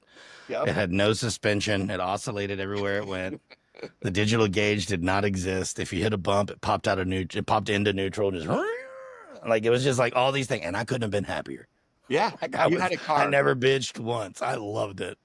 I'll never forget, I was in college and I had a used older Ford Explorer in college. And my little brother, he had an even older, more used Ford Explorer. But my dad drove this piece of junk red Ford Ranger. You had to roll the windows down. It was falling apart. And I'm like, Dad, I know you became a doctor because you want to help people and take care of people. And he never did it for the money, and he never really made that much money as a doctor, at least what he could have. But he looked at me and he said, Trevor, a car does one thing. It gets you from point A to point B. I paid cash for this truck. I can drive it for another 100,000 miles and I don't need a new car. And I wish that would have sunk a little deeper into my head because it obviously didn't get all the way through, but Raptor. it's something I can point in case. Yep. Yep. Hey, you But, got integrity. You're not lying. I'm not lying. It didn't I'm stick. not lying. When my dad said, "What type of truck?" I said, "I just got the off-road Ford. It's just it's just the 4x4 kind of off-road Ford truck." 1 million horsepower. Like, no big deal. It's fine. I mean, that's something to me that when I notice successful people with what's the word, with modest surroundings, like for instance, I graduated high school out of Memphis. When I got out of the service, I went back. I was a radio DJ to bounce around Beale Street, and you meet a bunch of people. My sister and I ended up becoming friends with the founder of FedEx, rest his soul. He just passed away recently, Mr. Fred Smith. And he opened up. I mean, his house was big, but not as big as it could have been as the guy that started FedEx. And then you go walk past, he would invite us and let us throw parties on his property. Like we were all friends with a couple of local bands that were doing really well, starting to get on a national scene and stuff like that. And we wanted to have like invite only record release party type stuff. And it's like, yeah, come on out. And so, you go past the guard shack, they take all your information, and you go in the back and you go by the stable where the cars are. and there is a Ford Explorer, and there is a very used, super small, like Mercedes SUV that was his wife's, and he drove a used Ford Explorer. Like it was late in like 90s Ford Explorers, probably like almost 10 years old at this point. And I was just like, whose cars are these? And they're like, oh, that's Mr. Smith and Mrs. Smith's cars. And I'm sitting there going, huh. Yeah. Because their house could have been way bigger. Right. They did have property and stuff like that. Like, I mean, they were super comfortable, but like, I've been in some much bigger houses and much showier people that, you know, probably on the scale of what you're worth is much, much less. Sure. And I feel like that speaks volumes sometimes when it's just like, whoa, this guy's still, you know, in a way grounded, you know, understands, you know, what it's like to be the box handler, the package handler, not just the CEO. And I'll tell you, I really struggled buying that truck last year. I had a old cloth interior F-150, great truck, but I bought it. I didn't have a four-wheel drive vehicle in Texas, and so I needed a four-wheel drive truck when we moved up here. And I got the very most basic F-150, awesome truck. Put over 100,000 miles on it. Had it for 8 years. I owned it outright. And Teddy Morris, you may know that name, right? Oh yeah. Daytona We know each Harley, Grand Junction Harley, Ed Morris Auto Group. We're having dinner in Milwaukee with his crew, and I told him I was looking for a new truck. And Randy, his chief operating officer, he's like, "Well, what do you want?" I'm like, "Man, I mean, in a perfect world, I'd love to get one of these Raptors, but I don't want the sticker package. But it's got to have a. I've never had a vehicle with a sunroof, and so I really wanted a sunroof." And he's on his phone, and he's like, "You mean kind of like that?" I'm That's like, the wrong guy to be saying these things to. Yeah, or the right guy. Exactly what I want. And he put together this unbelievable deal for me. I mean, killer trade-in value, knocked out. I mean, under sticker on the Raptor, which usually those go for 5-10 grand over. Way over. But I was really struggling with it, and my wife was the one that she said, "Honey, for the last 8 years, you have put everyone ahead of yourself. You have done everything for everyone else and nothing for yourself. Get yourself a truck that you want." So I bought it, but I've even talked to Slade, my service manager. There have been evenings where we do Thursday night rides. Yeah. And we'll have 20, 30 employees and customers out front getting ready to go on the ride. And I'm wrapping up in my office, and I'm getting in my truck behind the shop, and I'm like, "Nope, I'm not pulling out. I'm going to sit back here until they leave." And I was talking to Slade about it. He's like, "Well, why do you feel that way?" I'm like, "I don't know. Like, I don't know. I'm not supposed to have nice things. It's weird. It's something I've struggled with." And I'm like, "You didn't need to do." It is called a poverty mindset. But Slade, he's like, "Boss, you've worked your ass off. You did this on your own. Nobody gave you anything." He goes, "I take a lot of pride in telling people that that's what you drive." And he goes, "Honestly, you do need to drive a cool truck, man. So whatever. You figure it out." It's true though. I mean, it's not whatever. I mean, it is.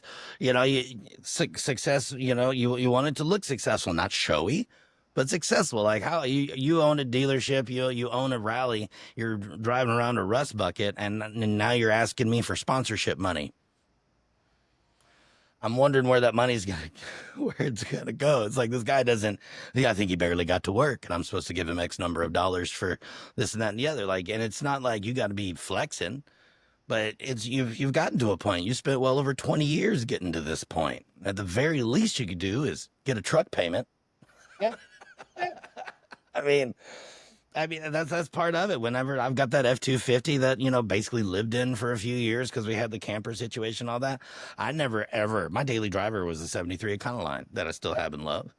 And then we got that to go live on the road. And I felt really weird about the purchase, like really weird. Right. Sabine and I talked about it a good bit. And it is, and it may not be this, but sometimes it is what they call a poverty mindset, to where you're used to only being able or on the level to afford a certain level of things. So when it's time for you to level up, you start to feel guilty about it because, well, do I really deserve it? I was like, well, look around. Yeah. No, you do, you know, the I've struggled with sacrifices that. that are made and all that kind of stuff. And that's good. That means you're not a shithead. I mean, it means you're not an egomaniac. Whatever ego you have is serving you well. You know, I mean, that's one of the reasons why it's going to be really hard to get me to not be a part of your show, because I love you as a person. There's not one single client that I have that is long standing or short standing at this point that I don't truly love working with. Like, and that's something I'll never give up. If I stay the tax bracket that I am, working it out month to month like I do, and I still get to do that, I'm happy. And so when it comes time for me to level up, when that next level happens for me, I'm probably going to be like, Trevor, I'm feeling a way about this purchase I'm about to make, because, you know, I've never owned a home before. Like, for me, like, it makes you feel like home ownership isn't possible. And that's where I'm at in my life. The next big purchase going to happen in my life is going to be a home or property to build a home on. But like, getting past my mind that that's even possible. Well, of course it's possible. But like, the whole poverty mindset or whatever the frick it was, whatever roadblock has been there, and I still talk to that roadblock. Like, it stopped me even from looking in to see what the process was to acquire a truck, to, you know, purchase a home. Like, I didn't know. No one taught me those things. I didn't have anyone to teach me that kind of stuff. Like, there was a lot that was just like, oh, you're 18, go figure it out. And that's still figuring it out. Figuring it out.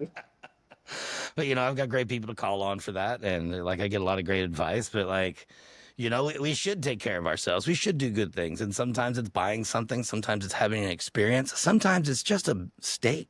Yeah. Yeah.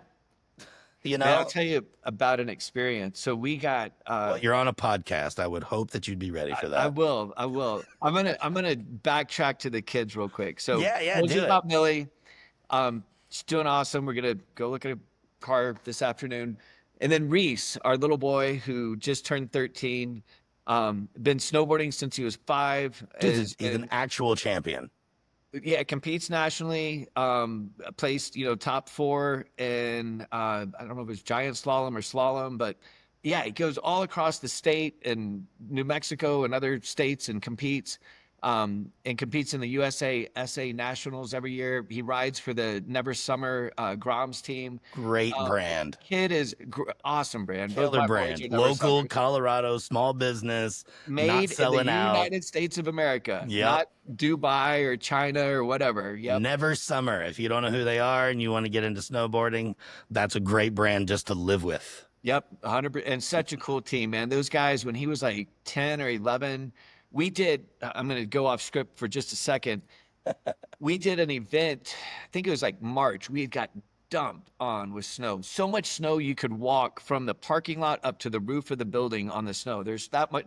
That's and that fun. was from shoveling the snow off the roof. Anyway, we brought the Never Summer team out to the dealership, and we've got this little, I think it's a 01 1200 Sportster that it's our race bike. It's raced the Mint 400. It's done the hill climb. You've seen Doug race it. Oh, yeah. And so they're like, let's build this huge ramp. And on the service side, we've got this waterfall rail system. It's about 4 rails, and it drops, and then it drops, and then it drops. And they're like, we can do this rail jam over here. And I'm like, the top rail's like 8-10 feet off the ground. I'm like, okay, that looks dangerous. And then we can build this huge jump, and we'll get a tow rope, and we'll attach it to the Harley, and we'll have Doug get up to about 20, 30 miles an hour, pulling the guy on the snowboard, hitting the jump. And I'm like, yeah, let's fucking do it. That's you're like ski joring in your back parking lot, basically. It's total, you know, if my insurance company is listening, I'm sorry. But anyway. But everything went fine. We didn't need Everything was great. No injuries. But while the Never Summer team was here, they take him out and they go ride with him. And these guys were so cool. They're like, hey, buddy, man, when you hit that rail, try this instead of that, and point your head this way. And like, he's getting it, and he's feeling the love from these guys. And at the end of the day, we're in the parking lot, and like, hey, come here, man. And they give him his first Never Summer snowboard, which as a dad, I was like, awesome. I don't have to buy a snowboard for the kid. But, and then next thing you know, we're being invited up to the factory up in Denver and taking tours. And so he was at about 3 weeks ago at the Woodward Performance Camp at Copper Mountain for snowboarding. There's still snow out there in June, July. Absolutely crushes it. I pick him up the last day of camp on Friday, and he gets in the car and he's like, Dad, that was life changing. And one of the coolest moments, his counselor, she's like, hey, not only is your kid the most advanced snowboarder in his age group, but in the 6 years I've been a counselor here, he was the most respectful, polite, and helpful young man I've ever had as one of my campers or whatever. We got in the truck and I told him, I said, buddy, I'm proud of you about the snowboarding, but snowboarding's going to come and go in your life. Your character of who you are is going to stick with you forever and live on after you're gone. And what she said about your character, like, there's nothing that makes me more proud than that. So we left Copper Mountain and drove to Denver, and a Metallica was playing at Mile High Stadium. So one thing I'm really proud of as a father is that my son listens to Pantera, to Van Halen, to Guns N' Roses, Metallica. I said it before. You're a good dad. and he stole my Les Paul about 3 years ago, and it's amazing dump truck.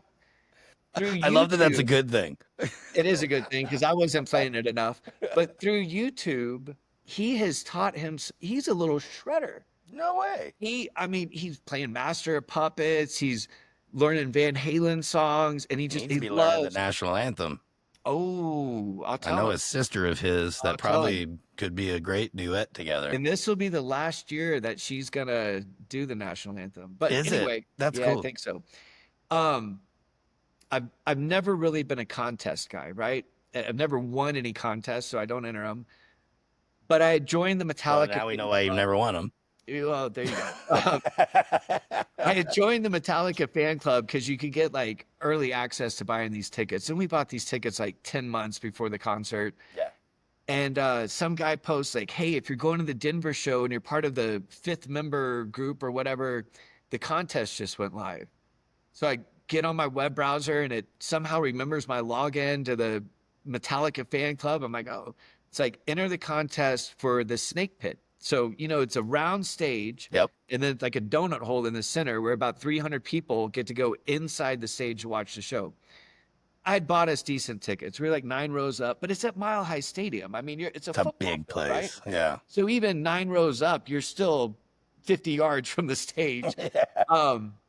We won the Friday night Snake Pit tickets, which Now was just unbelievable. So I don't tell him. I'm already super proud of him. We roll into Denver, check into the hotel, walk into Mile High Stadium, and we go to our seats. And I'm like, hey, let's go down here. And we start walking down. He's like, we got to go on the floor? I'm like, yeah, just show her your wristband. And we get on the floor. He's like, do we get to watch the concert from here? I'm like, no. He's like, oh. I'm like, keep going. He's like, what do you mean keep going? I'm like, you see that little hole to walk under the stage? He's like, yeah. What? I'm like, we got to go there. And so we walk in. And, I think that first night it was Limp Bizkit opening up for him. That's too bad. And that was wrong. The bass player throws him a guitar pick or his pick. And but man, when Metallica came on, he starts crying. Like, he's so happy. He's crying. Lars Ulrich, the drummer, comes and gives him a high five. James Hetfield hands him a guitar pick. Kirk Hammett flips him a guitar pick. But what amazed me is the kid knew more lyrics to songs off of Master of Puppet and Justice for All, like these albums. I mean, and Justice for All, I would have been in middle school. And I remember this because I didn't have a Discman yet. I still had a Walkman. It was when we still had cassettes. Yeah, bright yellow. And I mowed all of our neighbors' lawns in the summer before I must have been 13 because at 14 I went to work on the river. But, my dad, I wanted to buy a BMX bike. And my dad said, you can use my gas and you can use my lawnmower. And there's probably 15 neighbors who need their lawn mowed. You want that bike? You go earn the money and you buy it yourself. So I just remember Injustice for All was such a long album. I don't know if you can hear the burn. I love that. Yeah. I had a Harley shop and I got the window cracked That open. wasn't a sound effect.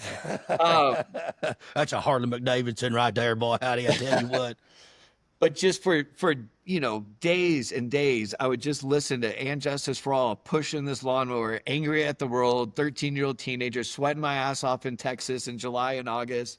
But to see him singing the lyrics to those songs, being able to experience that concert with them, like, those are the things you can't put a price on. I was wondering how you guys got those seats. I'm sitting there going, I know Durango's doing well, but like, No, I won a contest. like, damn, because y'all were posting, and you could tell how stoked you were for Reese because like everything was you showing him experiencing the show. Which, yeah, you love Metallica, so it's an epic moment for you too. But like, I bet the best show in the whole building was just watching your son.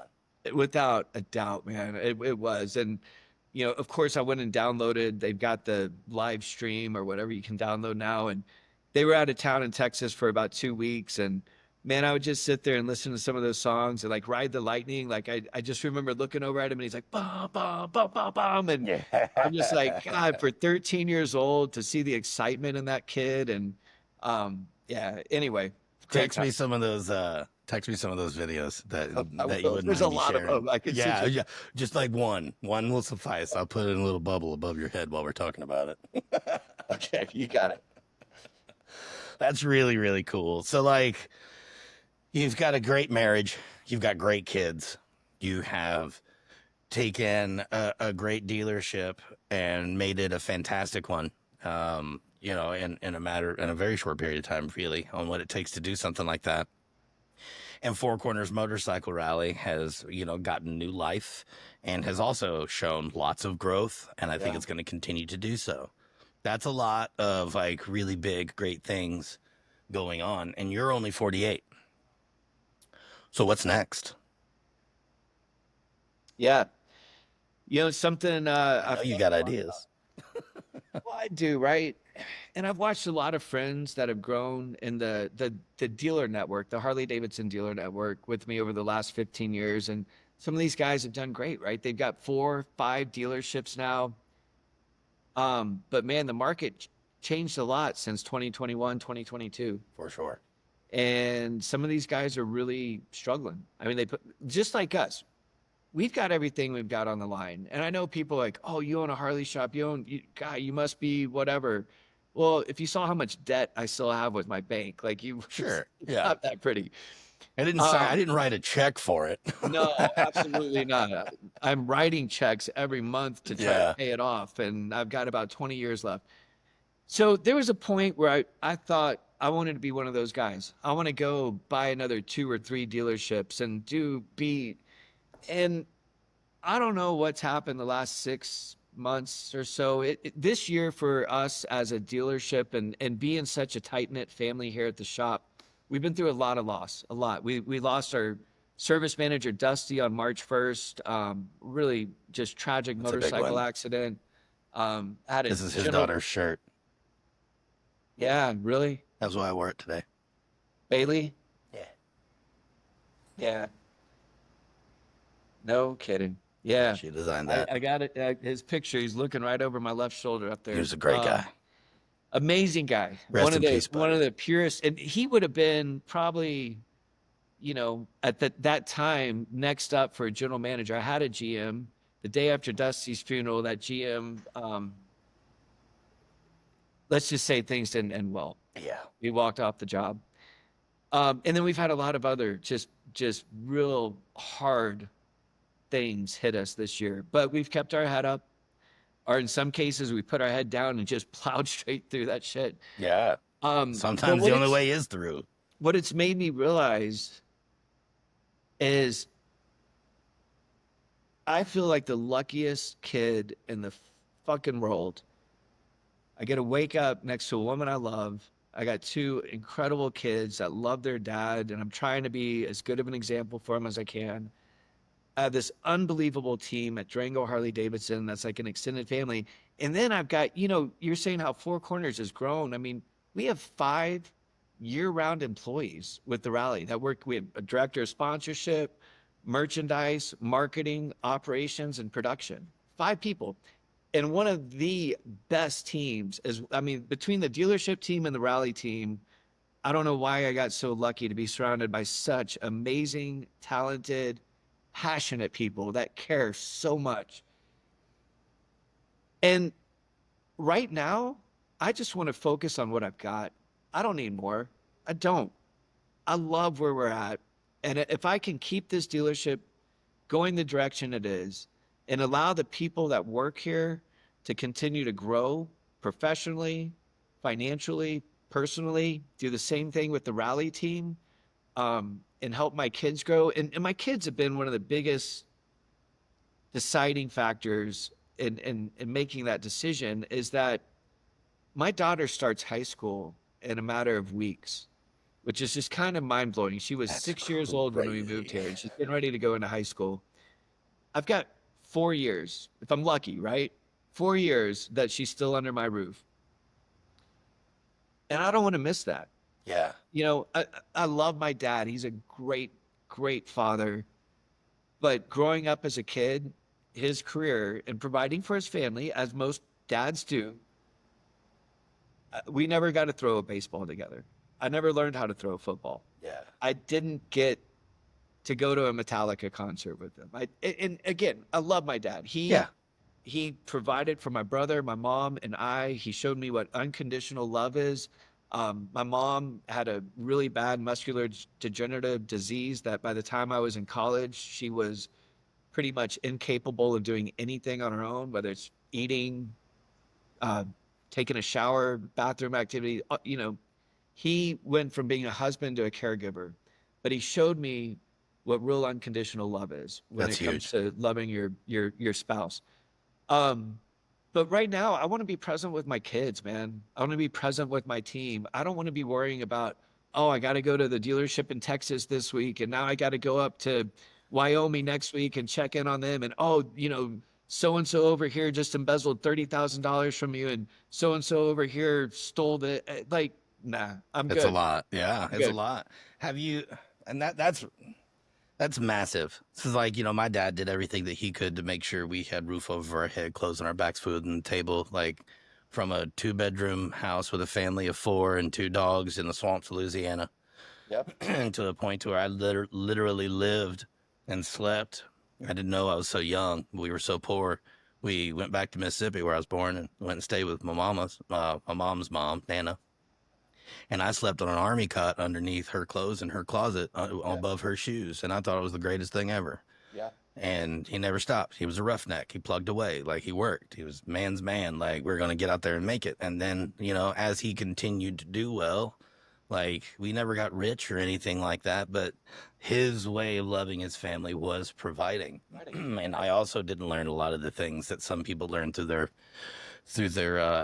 relationship with either of their parents, but like with my dad specifically. And I used to hold it against him without him knowing. And that's because for some reason I would refuse to see like what he actually like showed me and taught me, or at the very least, like what I learned through watching him go through his life. And that's a huge thing to be present, because like, I was in band at a very young age. I was very good, like in high school, I was in the number 6 drum line in the country. I was on the Uh, drum line too. that's right. See, no wonder we get along. Goodness gracious, we're both handsome as hell. We like Harley-Davidsons and we beat on stuff to a rhythm. But it's like, and I wrestled, and it was my mom's job to show up for the most part. Dad made it possible because that involved a lot of travel and stuff like that. And that's expensive for not a wealthy family, like, at all. Yeah. And that was something that I, for some reason, was ungrateful for, until, I was having some reflection and really figured out like what he did teach me is that no matter what, it's your responsibility to make the wheels turn. And where I am in my life right now, getting choked up. Where I am in my life right now is those things are about to be on the table. I'm getting married next year. I'm madly in love. It's crazy. It's awesome. It's wonderful. Scary as hell. You're married to one of the most amazing humans in this world. Sabine, every time, and it's so cool in this industry, but it's also kind of, I don't know what the words are, but, we maybe see each other if we're lucky 4 or 5 times a year, maybe. But man, that moment that I see Sabine or you from across the field and there's, Massive love. but, Sabine, there's something about her that just, I feel so comfortable and I can be 100% vulnerable with all of my weaknesses and all of my darkness exposed in front of her and Yeah. not feel worried about ever being judged and always being loved by her. And she has just got a heart that's so special. It's so Yeah, she unique. puts up with my shit. Well, yeah, you and I are both very lucky in that aspect. And but some of my favorite moments from the last couple of years have been with Sabine. Just like last year at homecoming, sitting out back, and the universe, everything had just kind of come together at that moment into this perfect little moment. And Sabine just happened to be the one, and I was like, "It's all happening right now." And she's like, "It is." It is, Yeah, and she knew she's exactly right what there you along meant. with me, and I knew exactly where I was, and just no judgment, no nothing, just amplified the moment and brought this peace and this comfort that, yeah, things are great, Trevor. So Yeah, anyway, I'm really really excited for where we're going, but like and like next year we don't really have a date yet. We're gonna go see the venue where we both want to get married and try to make that deal happen next weekend actually, so that we're done with that part a year ahead of time. And it's just like I'm reminded of the things I took for granted as a child when I resented my old man. I don't even think he knows it. That probably means I should tell him. Damn it. More crying. Here we go. But it's I'm about to be in that position. We talk about having kids, a family and all that, and I'd love to be a father. yeah. And like I'm just so grateful for the sacrifices that he made to make sure our lives were full. I never wanted ever, Right. and I didn't, but here I was being a snot-nosed kid for probably 30 years. Sure. No I longer. should have. You Oh should have. yeah, you didn't teach me Should this. You have. didn't do that. You didn't do this. But man, that dude didn't stop. He hustled. Like he was on the road like full time. He was in the oil industry, and when he wasn't roughnecking, he grew into the sales position, and then it was executive sales, and all that just means more and more travel. He traveled to Russia. He had to learn some Russian to go over there and start Exxon in Russia, like way back in the day. Like the only guy in his position without a college degree, just a hustle and a guy that has integrity is not going to lie to you, like all these other important character building things that I was able to witness growing up. And it just it inspires me, to be honest. And I don't know if he knows that, but I'm inspired. I've got these beautiful challenges ahead, like marriage and family. And I saw like he did whatever it took, even if that meant not being there. Yeah. I know, and it's hard, dump truck, because it has taken me, very similar to you. It's been a journey to get to that point, to be able to look back and be like, would I love to have been able to learn how to throw a football with dad? I Sure. remember football tryouts in middle school, walking down the hall, I had the shoulder pads over my shoulder, and I got to the door to the field. Nope. I dropped them on the ground, and I walked outside, and my mom was volunteering at our church, which was about 4 blocks down the street. And I remember like going, I'm not going to embarrass myself. I'm not going to do this. And so I started walking towards the church. I think it was sixth grade or seventh grade, probably sixth grade. And I got jumped, and man, I got the shit beat out of me. I mean, it was like six dudes, and they had me up against a chain link fence and just kicking me and punching me. And I showed up at that church, black and blue and bloody and ripped shirt and My torn mom jeans. football was tough. But you create these stories in your head and these resentments that, oh, it's this person's fault because they didn't do that. Or bullshit. Yeah. Not. Bullshit. You're It's right. life. It's just life. Yeah. And how lucky are you and I that we had a dad that worked their asses Had a off dad. to make, period. You could just stop right there. That we had a dad, period. Yeah. But you had a dad that cared enough to make sure that you at least had clothes on your back and you had some food in your belly. And even if it was sleeping on a cot, you had a roof over your head. Yeah. And growing up is a weird fucking thing. I don't feel like I'm almost 50 years old. I don't even like saying that out loud, but I don't feel like it. I feel better now at 48 without drinking for 12 and a half years than I did when I was 25. Oh, I I mean, bet. That's a big deal. I feel so good. But growing up is it really puts things in perspective, and it really makes you realize, at least for me, what a selfish little prick I was for so much of my life with this entitled mentality that, well, they should have done more, or someone, fuck that. I just If didn't. you want I something, quite go get it. simply, I just didn't learn that it's not up to someone to give me all the information. I don't know if it's because I was never empowered or I never empowered myself to go seek the knowledge, because your parents can't teach you everything. They don't know what the fuck they're doing. No, we don't. I mean, I don't care As a how many parent, we kids have you no have. The idea. third one's not like the first one. Like, they're Mhm. all different. And if they're different genders, holy cow, like, whole other map. And so it's like, once I figured out, and I didn't even learn that until much later in life. I was a super late bloomer in a lot of ways. But like, the service was a part of me putting myself out there. I Yeah. don't know about the world. How am I going to find out about the world? Because right now I don't believe what people are telling me. Well, you gotta suck it up and go do some hard stuff and go learn on your own. And like, that's what the military taught me, is that it's out there, for the world is out there. Find a way to get to it. That was how I got to it. And then from then on, I just wanted more life, more lifestyle. Don't know which lifestyle, just lifestyle. Yep. I wanted to live more, to be around more diverse people, to learn from what they're doing, to shut the fuck up a lot more and listen. Massive. And then patience has always been like a big thing. And I didn't used to have a lot of it. Now I have a great deal of it, and it's still not enough. Like, I very much want to control this bear that's inside that doesn't need to come out as often as he does. And it's not that often anymore. Yeah, I mean, tell that to the guy at the grocery store 4 days ago that called the woman that worked there a bitch. But Well, I feel like he earned that one. Sometimes it needs to come out. Yeah, you sorry, know? Harris Teeters, but your security was a little late. Like, I'm not gonna let somebody talk like that to a woman. But like, that's the appropriate time. But like, it's we're blessed.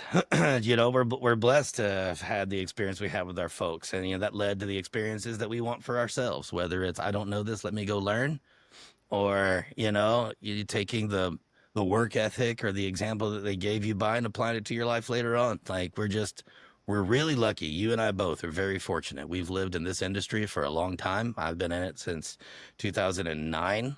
And it's not spit me out yet. So I guess I'm here to stay. Yep. And you've been in it longer than that. And we've both developed on our own and together as men, like privately beyond the podcast, with the conversations and the heart to hearts that we have, that we'll continue to have many more of. And this, this whole friendship with you and a business relationship that we have is something I am regularly grateful for. And you ask any fly on the wall in this house, and they will tell you the same thing, because it's audible, it's noticed. Sabine and I both talk about just how great you guys are as people, and just how great it is that we get to be a part of, something bigger than ourselves with you, no less than once a year. And it's really rad, Trevor, we've been really blessed to be where we are. And it's our job to do something with it, to pass it on, to whether it's to your kids or to other business owners or to your friends, or sometimes to yourself. Yeah, and that next generation of riders, man. I look at these kids that are 20, 25 years old, and you know, they tell me Ryan Cruzy's the godfather of stunt riding. I'm like, whoa, Ryan's done some okay stuff, but let's go to Buddy and Nick in Unknown Industries that were putting the front wheel of a Dyna up at 12 o'clock back in 2015 before. Yeah, and I mean, even before them, there are definitely some guys that have been around like way long time doing this game. Like, the stunt riding isn't as new as people might think. It might just be new to them. No, I mean, look at how long the Wall of Death has been around, right? Yeah, those things are over 100 years old. Yeah. And that's sick. Are we having the Ives brothers again?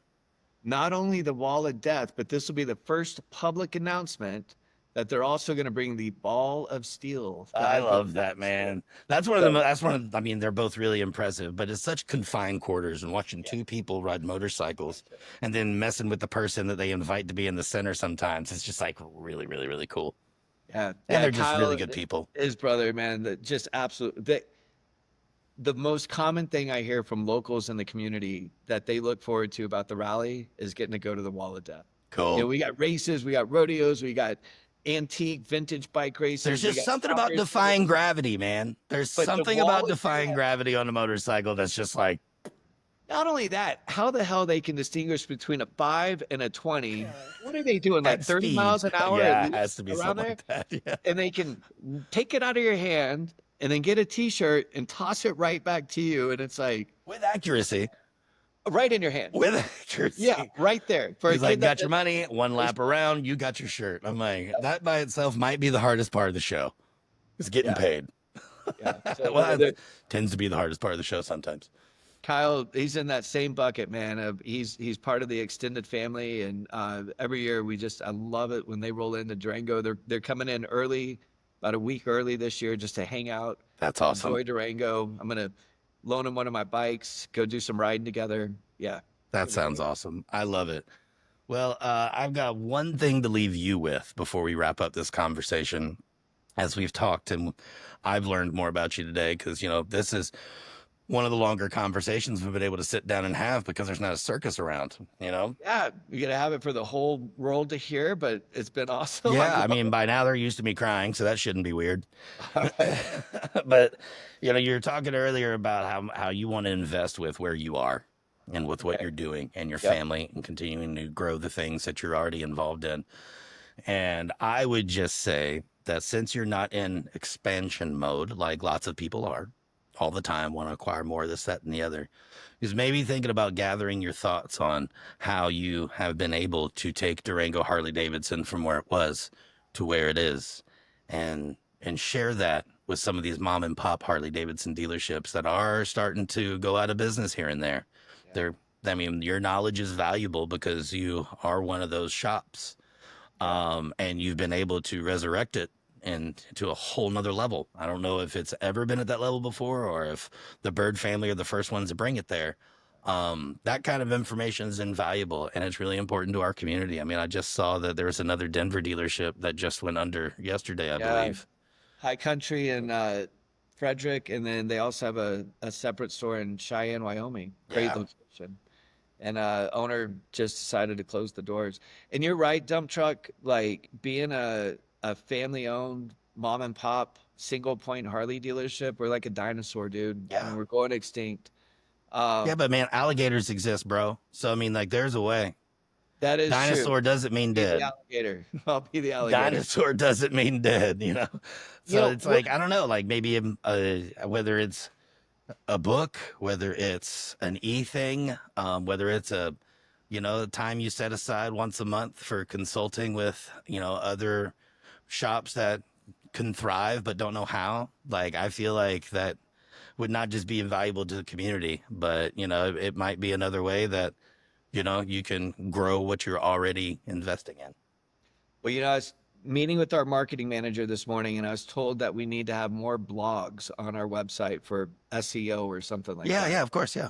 Maybe I write a little blog about what it meant and understanding. When I say community, I mean outside of the motorcycle community. But to me, that was one of the most important things after getting things right with the team and the staff here was nobody in the community knew what Durango Harley was. And being able, I take it as a real responsibility that the communities you do business in, as a small business owner, you should be active in giving back and getting involved in that community. It's an investment, and it will return. Yeah, the proof is in the last 8 years of what we've done here. So that's a great idea for whether it's a blog or something, but to help share that with the other mom and pop. The Bird playbook. I mean, all right. That would be something that I'd be interested in reading, and I don't know. I just feel like those that have gotten there by their own right, with support of others, of course. Like that could be something else that you could pass on. I don't know. I'd listen. I give a shit. I hope everybody here listening gives a shit. If not, well, thanks for listening anyways. And don't forget to, like and subscribe and all those cool things. If you want to know more about what Trevor Bird and I have been talking about, you can go to Instagram, if that's where you live, Four Corners Motorcycle Rally. It's really exactly the way it's spelled. And you'll find everything about the rally there. It is August 28th through the 1st. That is right. Yes, sir. Nailed it. And so it's Labor Day weekend every year, y'all. And it is a fantastic time. It is one of the rallies that exist that is more about riding than it is about rally, if that makes any sense. So if you want to go to a motorcycle event that's built on racking up some miles in a wildly gorgeous and diverse area with amazing roads and lots of history, Four Corners Motorcycle Rally. That's one of the ones you need to go to. It's one of the great thing about Sturgis is like all the roads to ride. Yeah, there's all the hoopla, but the roads to ride there are amazing, and it takes years to do it all. Four Corners is one of those spots. So It is. if you actually like riding your motorcycle and more than like, parking it and going howling at the moon, which there's still time for, Durango, that's where you need to be Labor Day weekend. Mr. Trevor Bird, anything else you want to say to the people out there? Just thank you, Dump Truck, for everything, man. It's been a hell of a ride, and we're just getting started. So I can't wait to see 8 years from now the stories that we're telling together. That's gonna be good. I love it. Well, thank you so much for your time, man. Love you so much, and You got it. and we'll talk way before a rally happens. Like we're less than 4 weeks out. The conversations will be hot and heavy and regular. Can't wait to see your face down here in Durango. And thanks for having me on the podcast. You got it, baby. Have a great one, man. I'll talk to you soon. All right. See ya. What a guy. My favorite thing about this podcast, and I've said it before, is like this is basically an excuse / reason for me to organize really great conversations with people I just wish I got to talk to more. And I think it's pretty obvious that Trevor and I have a really tight friendship, and this was one of those talks. I learned a lot about him today, and I may have learned a little bit about myself and my daddy issues. But that's what friends do. They teach you. They're honest with you, so you learn if you're quiet enough. And just a blessing to be able to have that guy in my life and for him to continue to make me a part of his. I absolutely love it. I hope you've enjoyed the show. We don't have any call-ins today. But we will here in the future. I've got some interviews that are going to come up here soon. I'll be able to give you guys some notice and warning on, so you can call into the show and leave a voicemail. And I might play it on the show. I might just add your question into what I'm doing that day. Who knows? We'll find out together. Anyways, thanks so much for watching this show.